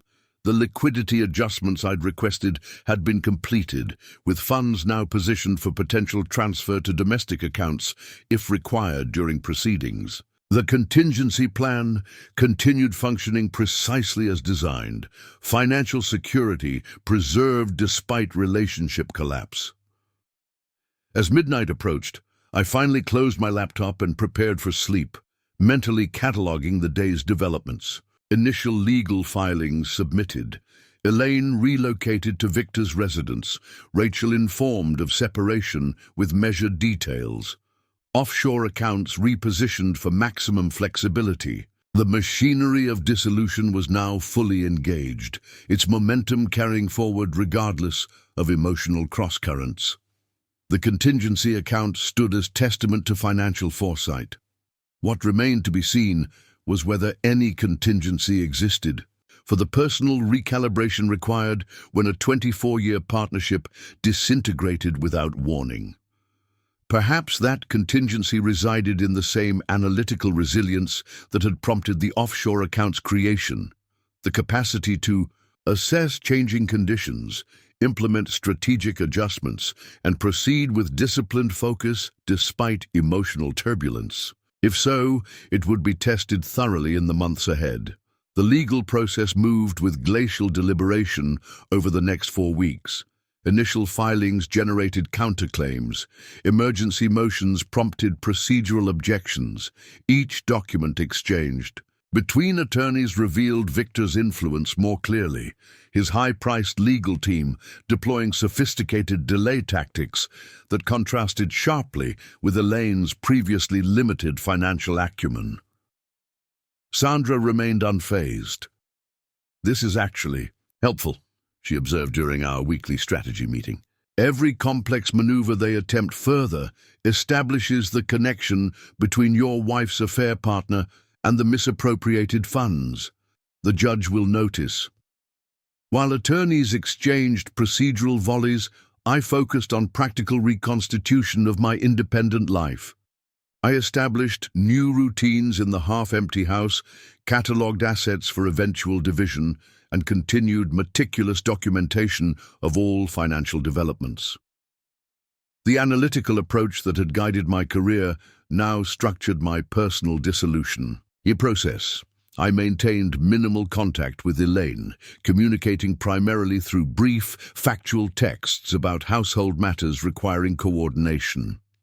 She had collected additional personal items during my work hours, leaving formal receipts, listing everything removed, a precaution likely advised by her attorney to prevent future disputes.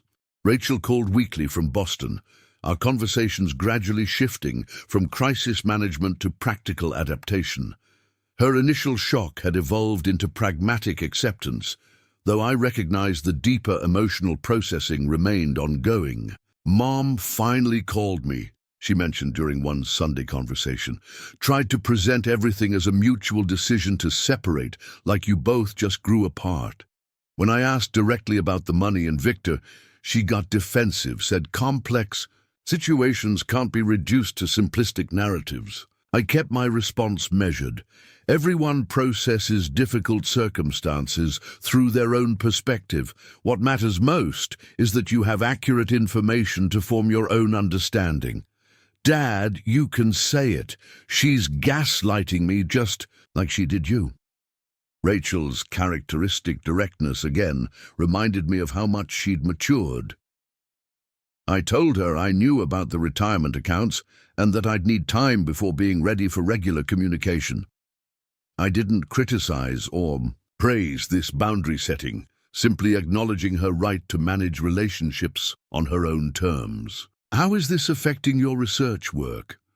"Actually, I'm channeling everything into productivity. Finished the methodology section of my paper 2 weeks early. My advisor's shocked." She paused. "It's weird, but focusing on marine ecosystem.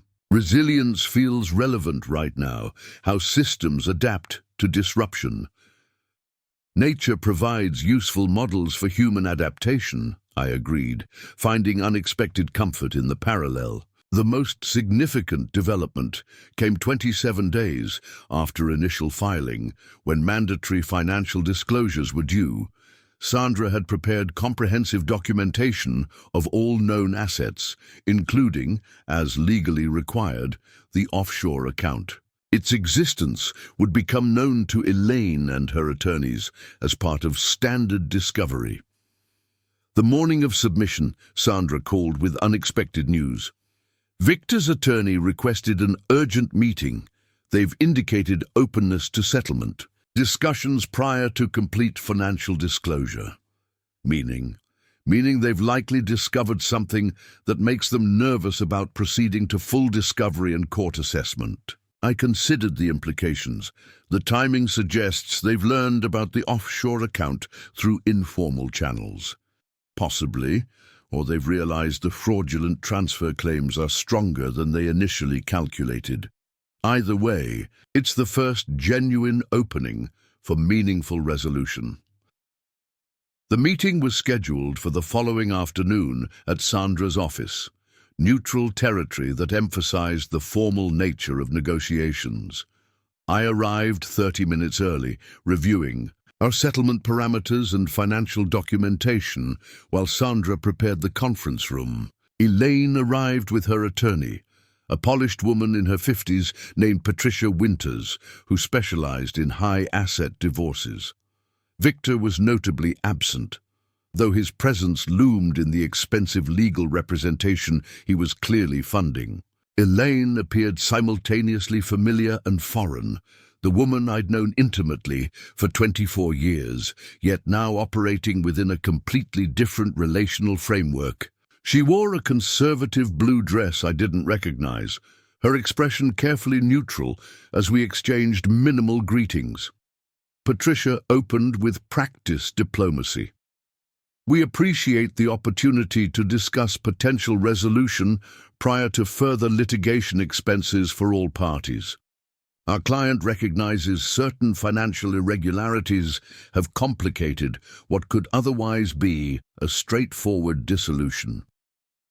Sandra maintained professional detachment.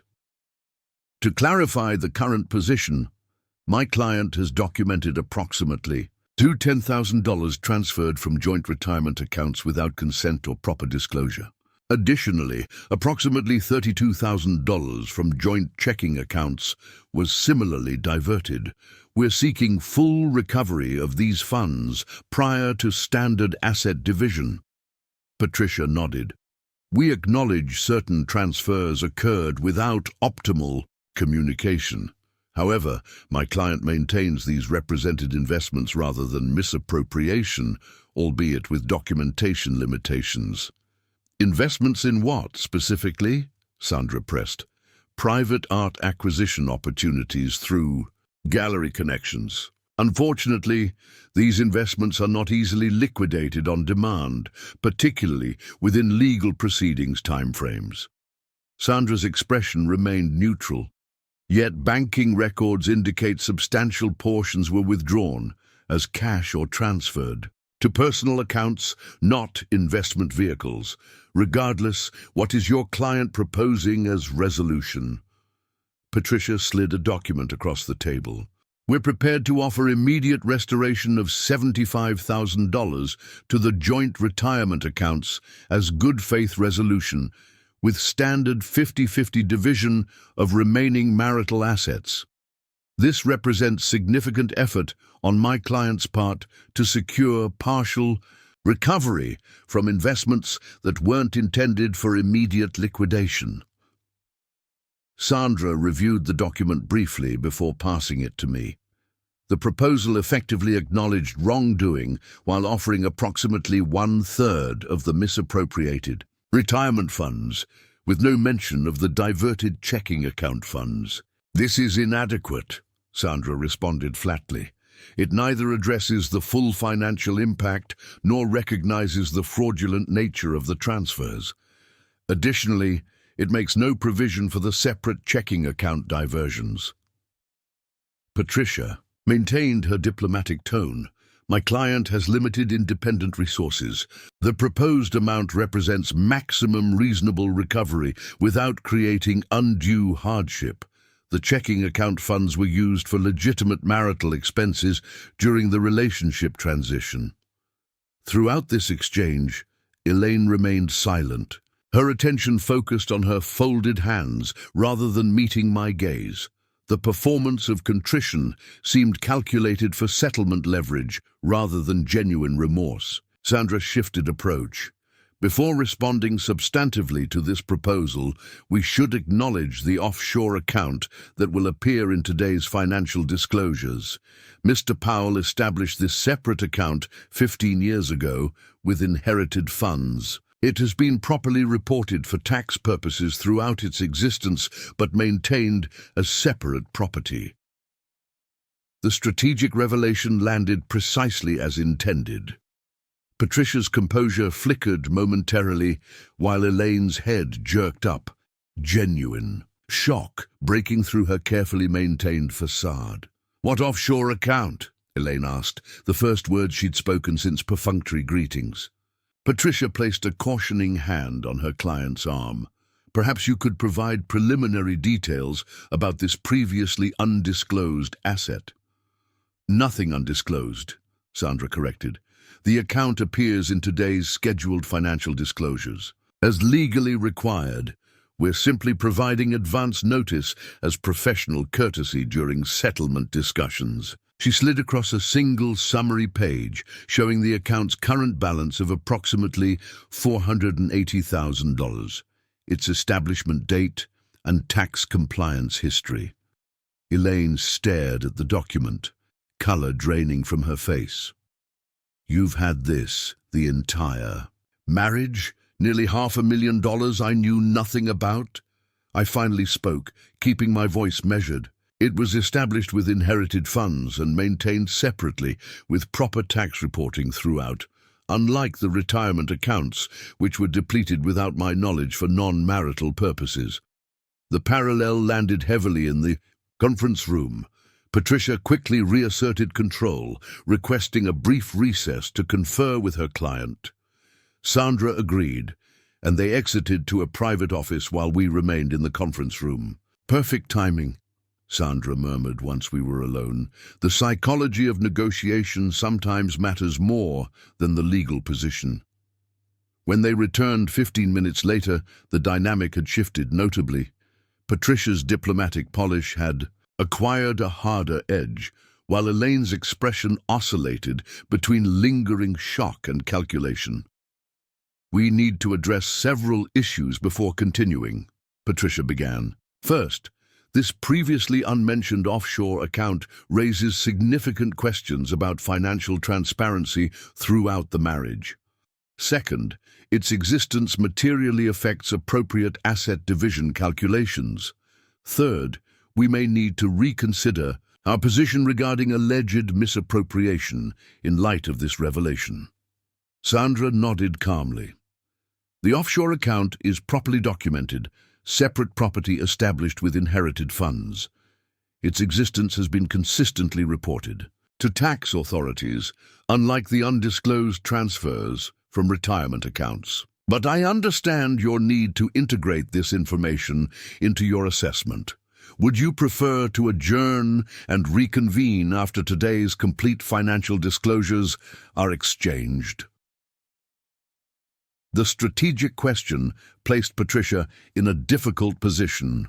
Requesting adjournment would delay their opportunity to shape the narrative around the offshore account, but proceeding immediately limited their preparation time. After brief consultation with Elaine, Patricia opted for immediate continuation. We are prepared to discuss comprehensive resolution, incorporating all financial factors. However, our position regarding the characterization of retirement account transfers has evolved.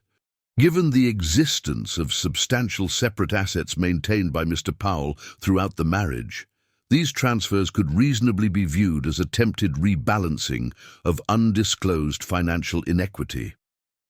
The audacious reframing, attempting to justify Elaine's theft as compensation for my separate account, would have been infuriating, if not so transparently desperate. Sandra's expression reflected professional disdain rather than personal offense. That position contradicts established case law regarding separate property and fraudulent transfers, she noted.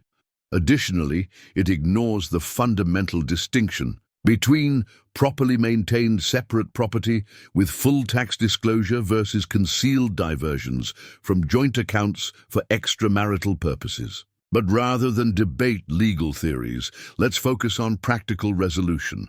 What specific settlement terms are you now proposing? Patricia conferred briefly with Elaine before responding. We propose full 50-50 division of all assets, including the offshore account, with no separate recovery of the transferred retirement funds. This represents equitable distribution, considering all circumstances. Unacceptable, Sandra replied immediately. The offshore account remains separate property under Idaho law, properly established and maintained. We remain open to reasonable settlement, but not at the expense of well-established legal principles. For the next 2 hours, proposals and counter-proposals traversed the conference room. Their position gradually shifted from demanding half the offshore account to requesting specific dollar amounts from it, each figure lower than the previous. Our position remained consistent: recognition of the account as separate property while seeking substantial recovery of the misappropriated retirement funds. Throughout the negotiation, Elaine's focus increasingly shifted from the offshore account to the practical implications of failing to reach settlement. Her occasional whispered conferences with Patricia suggested growing awareness that protracted litigation might yield worse outcomes than compromise. By late afternoon, the framework of potential agreement emerged. The offshore account would remain my separate property. In exchange, I would transfer $100,000 from it to a new retirement account established solely in Elaine's name, less than half the amount originally taken, but more than the $75,000 initially offered. The house would be sold with proceeds divided equally. Each party would retain personal property already in their possession, with specific items of contention addressed through itemized allocation. Most importantly, from my perspective, the agreement would include non-disparagement provisions, protecting Rachel from being drawn into conflict narratives, with structured communication protocols for major family events requiring both parents' presence. As we reviewed the handwritten terms that would form the basis for formal settlement documents, Elaine finally addressed me directly rather than through attorneys. I never knew about the Cayman account. All those years, that level of separate security. Her voice carried complex emotions, lingering shock, retrospective reassessment, perhaps recognition that my financial caution had proven justified by her actions. It was established as contingency planning, not deception, I replied evenly. The difference matters. She held my gaze for the first time since negotiations began. Is that really the only difference? Secret financial arrangements? Intent and impact, I clarified. The account was maintained alongside our joint planning, not by draining resources from our shared future.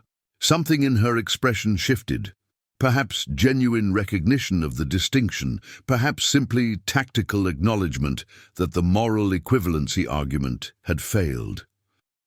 She nodded once before returning attention to the settlement terms. By evening, we had initialed the handwritten framework that attorneys would transform into formal settlement documents over the coming week. The conference room cleared as Patricia escorted Elaine out, leaving Sandra and me to review next steps. This is an excellent outcome considering the circumstances, Sandra observed, organizing documents into her portfolio. Full recovery was always unlikely given how quickly those funds were spent or transferred beyond jurisdictional reach. But securing clear separate property status for the offshore account while still obtaining meaningful restoration represents substantial success. I nodded, emotional exhaustion finally penetrating the analytical focus I'd maintained throughout the marathon negotiation. What remains to complete the dissolution? Court approval of the settlement agreement, division of specifically identified assets, sale of the house, and final decree. Approximately 6 to 8 weeks, assuming no unexpected complications. The timeline stretched before me.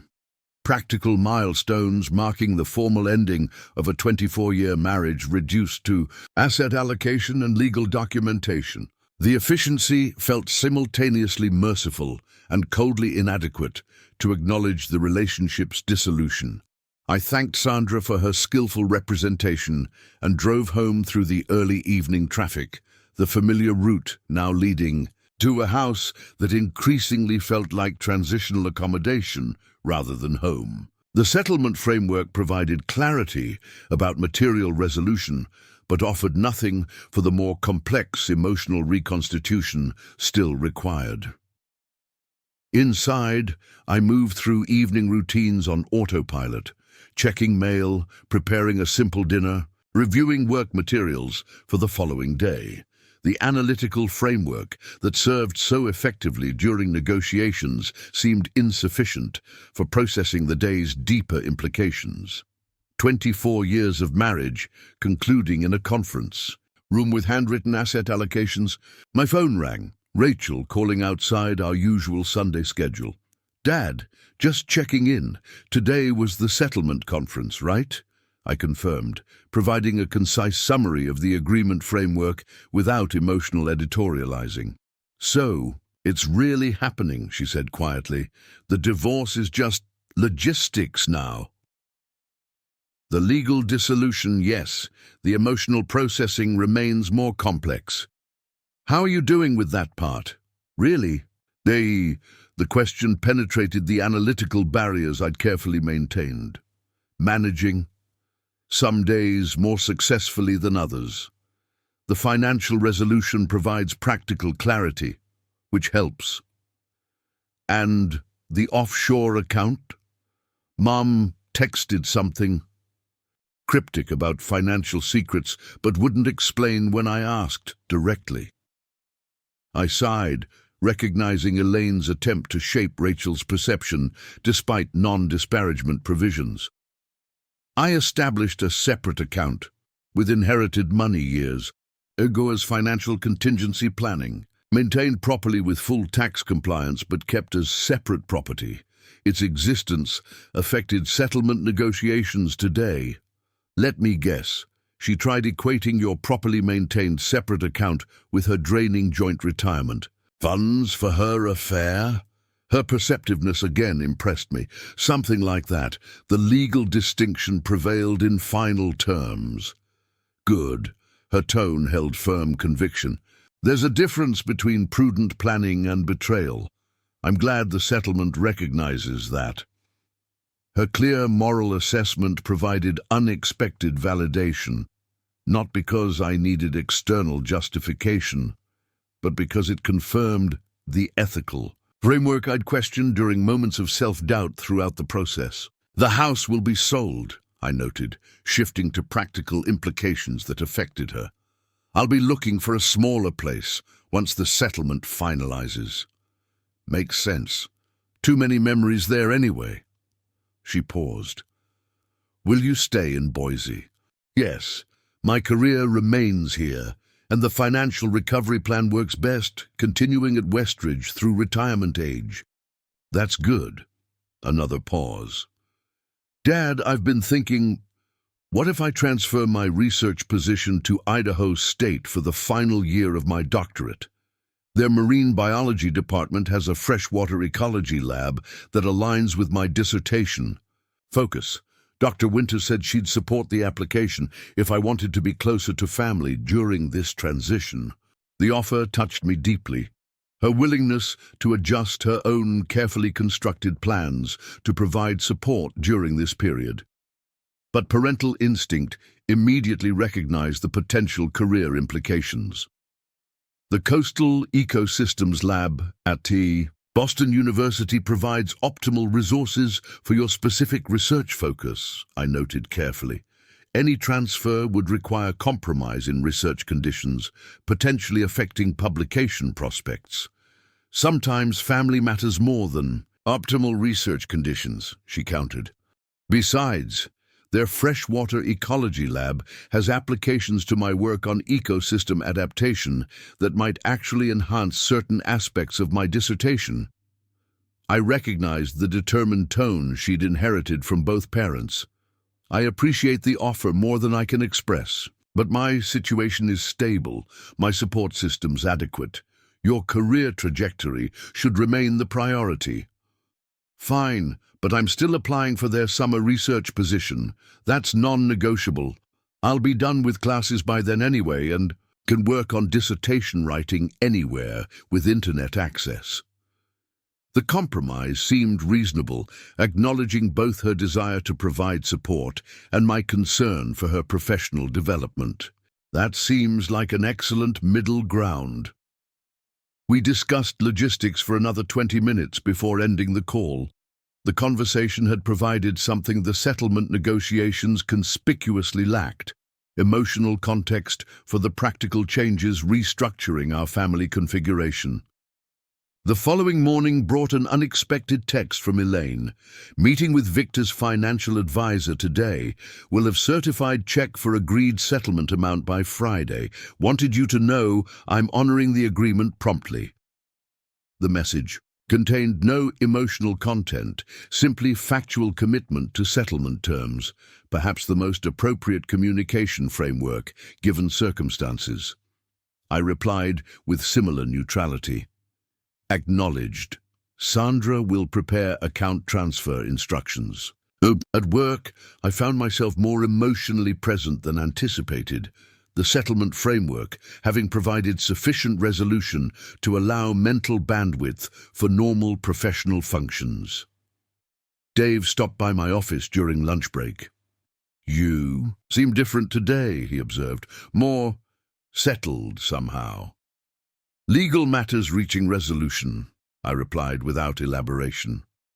He nodded, respecting the boundaries of professional disclosure. "Good. The team has noticed your distraction, though everyone appreciates how effectively you've maintained performance standards throughout whatever's happening."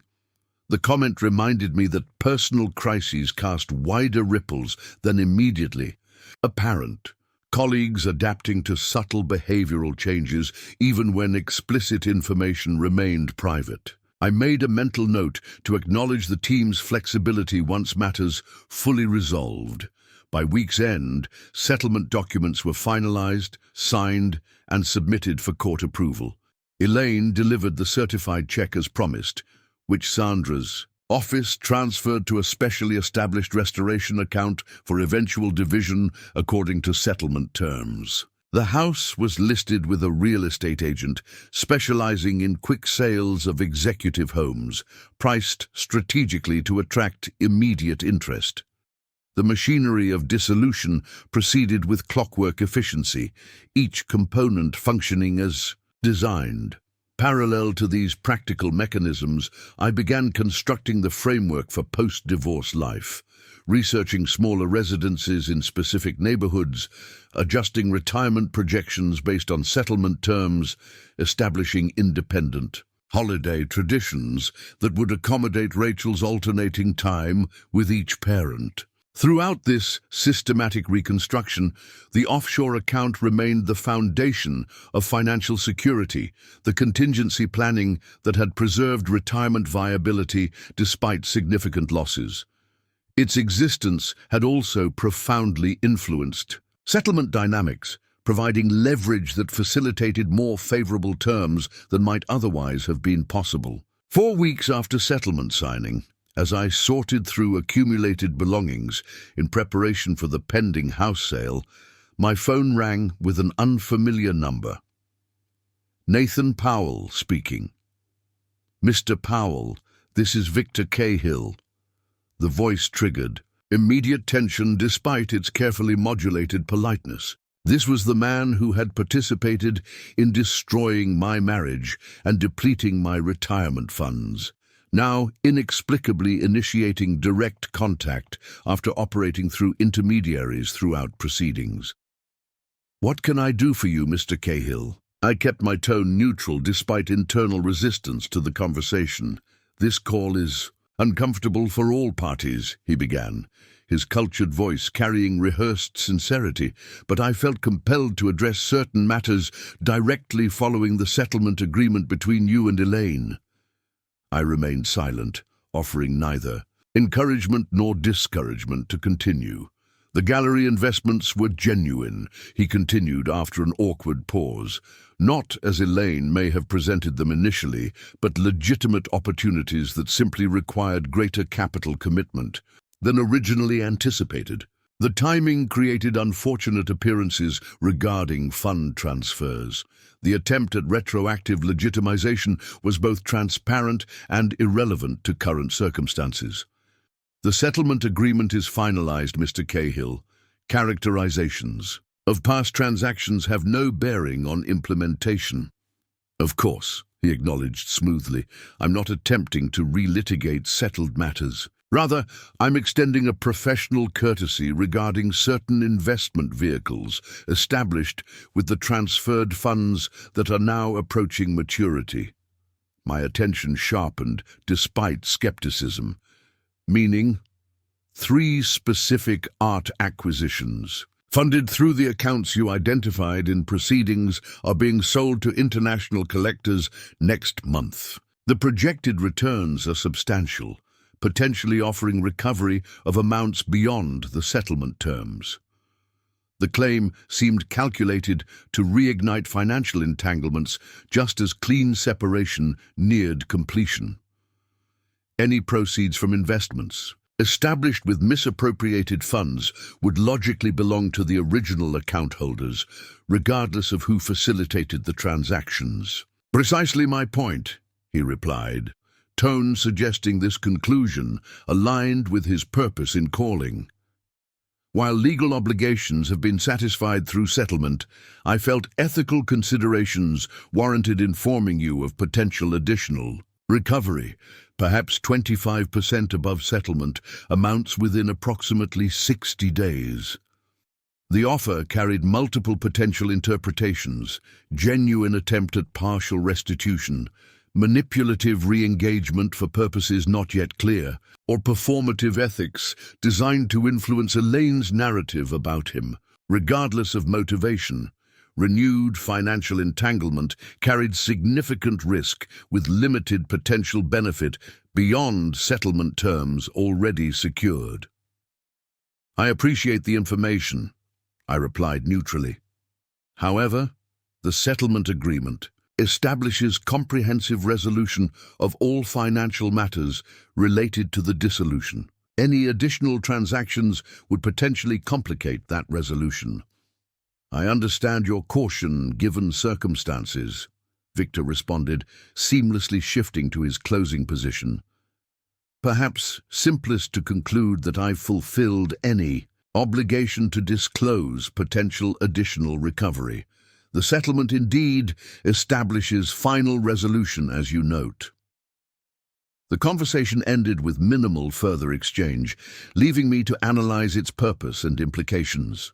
Most likely, the call represented Victor's attempt to establish moral positioning with Elaine by demonstrating willingness to facilitate additional recovery, knowing I would likely decline to reinitiate financial involvement.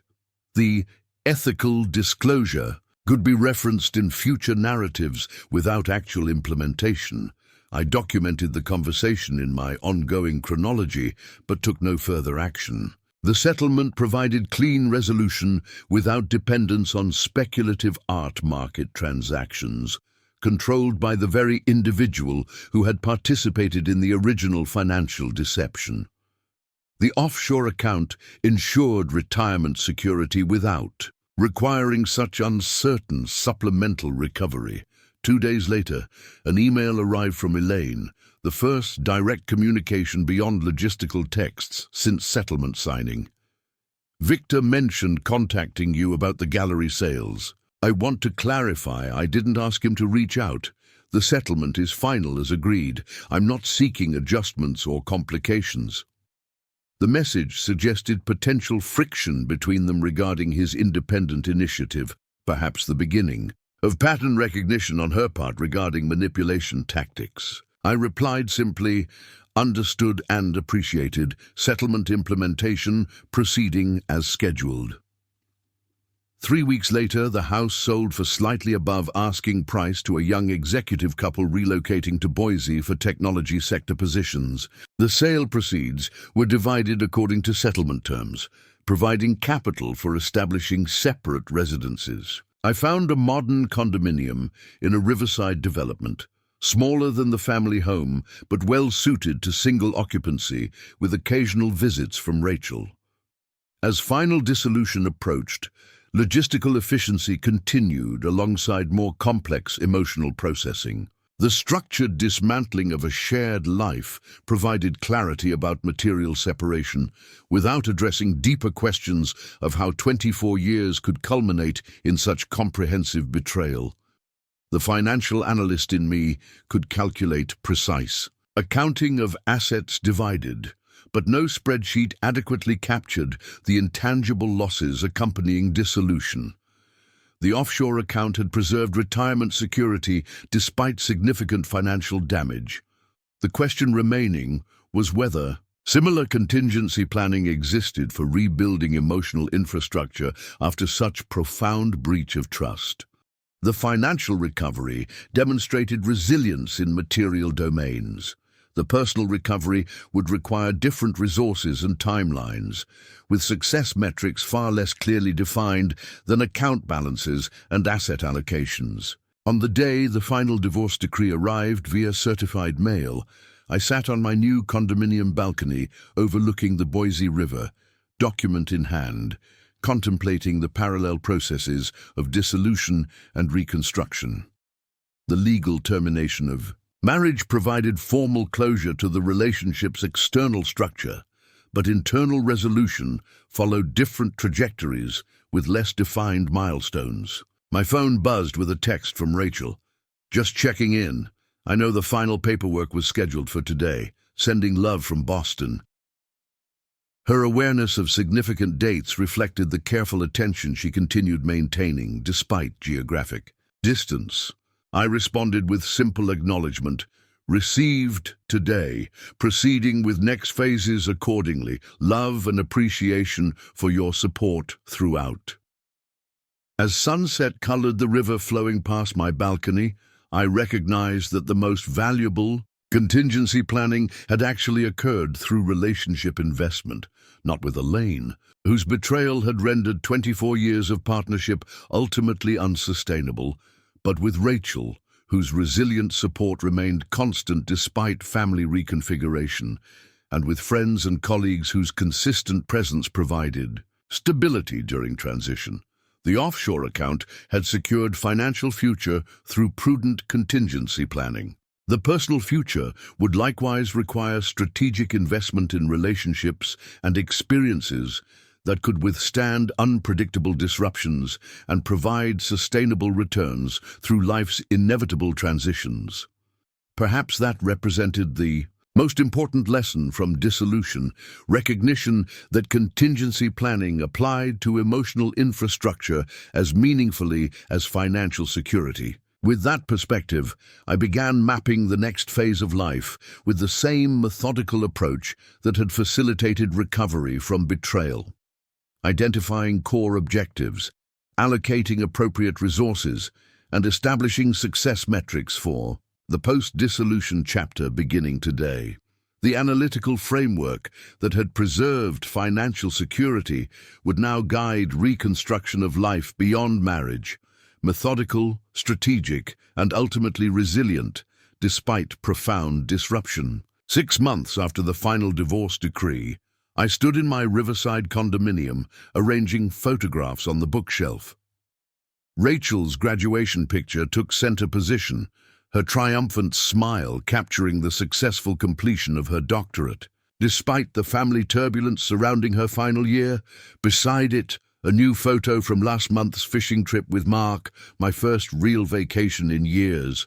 The third frame held a snapshot of my newly formed investment club, 5 colleagues who met monthly to discuss retirement strategies and market trends. The arrangement felt symbolic, family, friendship, and future all represented in the carefully positioned frames. No images of Elaine remained displayed, though I'd preserved them in storage for Rachel's potential interest someday. The visual absence reflected the emotional distance achieved through deliberate rebuilding over half a year. My phone buzzed with a calendar notification, Retirement Planning Committee, 2 p.m. The reminder represented one of several positive changes emerging from personal reconstruction. When Westridge Credit Union announced a new employee committee, focused on retirement benefit enhancements, I'd volunteered immediately. My experience, both professional and painfully personal, offered unique perspective on contingency planning and investment protection. The committee appointment had unexpectedly connected me with Miranda Chen, Westridge's new Chief Financial Officer, a divorced financial analyst with adult children and a refreshingly direct communication style. What began as professional collaboration had gradually evolved into cautious friendship over shared lunches, discussing investment theories and recovery strategies. Whether it might develop beyond friendship remained uncertain, but the possibility itself represented progress I couldn't have imagined during the darkest days of divorce. I completed the photograph arrangement and prepared for the committee meeting, reflecting on the systematic rebuilding that had filled these 6 months. Financial reconstruction had proceeded methodically. Offshore account funds now partially repatriated into diverse domestic investments, retirement projections, recalculated based on adjusted timelines, monthly budget adapted to single-income household requirements. The analytical approach that preserved financial security during crisis now structured recovery and future planning. Emotional reconstruction followed a less linear trajectory, but showed steady progress nonetheless. The initial shock and betrayal had gradually transformed into something more nuanced. Not forgiveness exactly, but perspective that recognized Elaine's choices as ultimately separate from my self-definition. The experience had painfully clarified personal values and priorities, while establishing more effective boundaries in all relationships. Rachel had visited during summer break, spending 3 weeks helping me settle into the condominium while processing her own complex feelings about family reconfiguration. Our conversations evolved from crisis management to forward planning, her resilience mirroring my own recovery process. She'd returned to Boston to complete her final dissertation. Revisions with our relationship strengthened rather than damaged by shared adversity. My phone rang with Elaine's number. Still an infrequent occurrence, 6 months post-divorce, generally involving practical matters requiring coordination. Nathan, I received notification about the final retirement account division. The settlement. Amounts have been transferred as specified. Yes, I received the same confirmation. That completes the financial separation according to settlement terms. A pause stretched before she continued. I wanted to let you know that Victor and I have separated. The gallery investments weren't quite as represented. There were complications I didn't fully understand when making those transfers. The information registered without triggering the emotional response that might have occurred months earlier. I'm sorry to hear that. I hope you have appropriate guidance for any financial implications. Actually, that's partly why I'm calling. The financial advisor you recommended during settlement has been helpful. I've been rebuilding from scratch, essentially. Learning a lot about investment fundamentals I probably should have understood years ago. The irony wasn't lost on either of us. Her financial education coming after the destruction of carefully constructed retirement plans. Still, her taking responsibility for financial literacy represented progress from the entitled justifications offered during dissolution. I'm glad you're getting solid advice. Financial independence provides important security. Another pause. Yes, I've learned that lesson rather dramatically. Her voice shifted to a more hesitant tone. Nathan, I've been thinking about reaching out to Rachel more constructively. I know the damage I've caused to our relationship. I've started counseling to understand my choices better. If you have suggestions about appropriate approaches with her, I'd appreciate your perspective. The request represented significant evolution from the defensive positioning that characterized our interactions during separation. While coordination regarding Rachel wouldn't restore what was broken between us, it might facilitate healthier family reconfiguration for her benefit. She responds well to honesty without excessive emotional burden. Accountability matters to her, but so does forward focus rather than dwelling on past choices. Perhaps start with a straightforward acknowledgement, and then respect whatever boundaries she establishes for rebuilding communication. Thank you, that's actually helpful. Her voice carried genuine appreciation. And Nathan, I know it doesn't change anything, but I am truly sorry for the pain I caused. The financial damage, yes, but more importantly, the betrayal of trust after 24 years. There's no justification for those choices. The apology arrived unexpectedly after months of procedural interactions focused on dissolution logistics rather than emotional resolution. Its timing, after settlement completion eliminated any strategic benefit, suggested genuine reflection rather than tactical positioning. I appreciate that, Elaine. It doesn't change the outcome, but acknowledgement matters. After ending the call, I stood at my balcony overlooking the river, processing this latest development in the ongoing adaptation to post-marriage reality. The apology didn't restore what was lost, but it removed a certain emotional weight I hadn't fully recognized until its absence. Some questions would remain permanently unanswered, some damages never fully repaired, yet final resolution didn't require complete understanding or restoration. The offshore account had preserved financial future when primary plans collapsed. Similarly, core resilience had preserved emotional capacity for rebuilding when relationship foundations disintegrated. Both represented forms of contingency planning, one deliberate and financial, the other perhaps instinctive and personal, yet equally crucial for navigating life's unpredictable disruptions. As I prepared for the retirement committee meeting, my thoughts turned to the future taking shape beyond dissolution.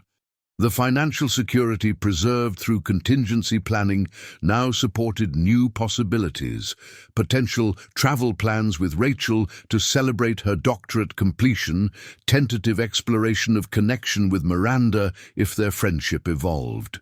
Naturally, investment in community involvement through financial literacy programs I'd recently joined as volunteer advisor.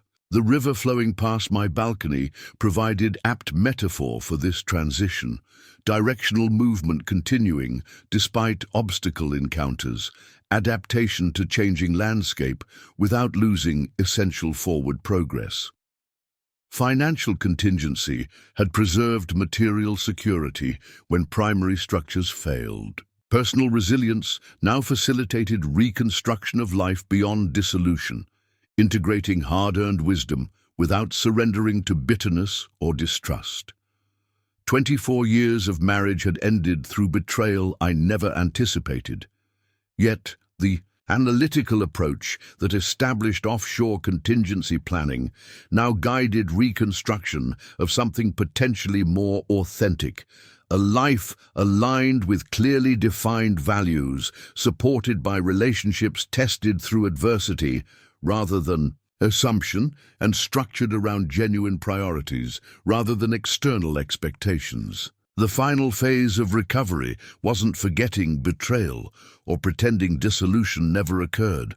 Rather, it meant integrating that experience into a more resilient life framework, one that acknowledged vulnerability without surrendering to fear, that maintained appropriate caution without rejecting possibility, that preserved hard-earned wisdom without dwelling in painful past. The offshore account had provided financial insurance against worst-case scenarios. The deeper lesson emerging from dissolution was recognition that similar contingency planning applied to all life domains, emotional resilience preserving capacity for joy, despite relationship failure, professional focus maintaining stability during personal crisis, core values providing direction when external structures collapsed. As I gathered materials for the retirement committee meeting, I reflected on the most significant insight gained through this painful transition. True security resided not in relationship permanence or financial accumulation, but in the resilience to begin again when expected trajectories failed, to rebuild with greater wisdom, to invest with clearer priorities, and to move forward with hard-earned perspective that transformed even betrayal into valuable, if unwelcome, instruction for the chapters yet to be written. Up next, you've got 2 more standout stories right on your screen. If this one hit the mark, you won't want to pass these up. Just click and check them out.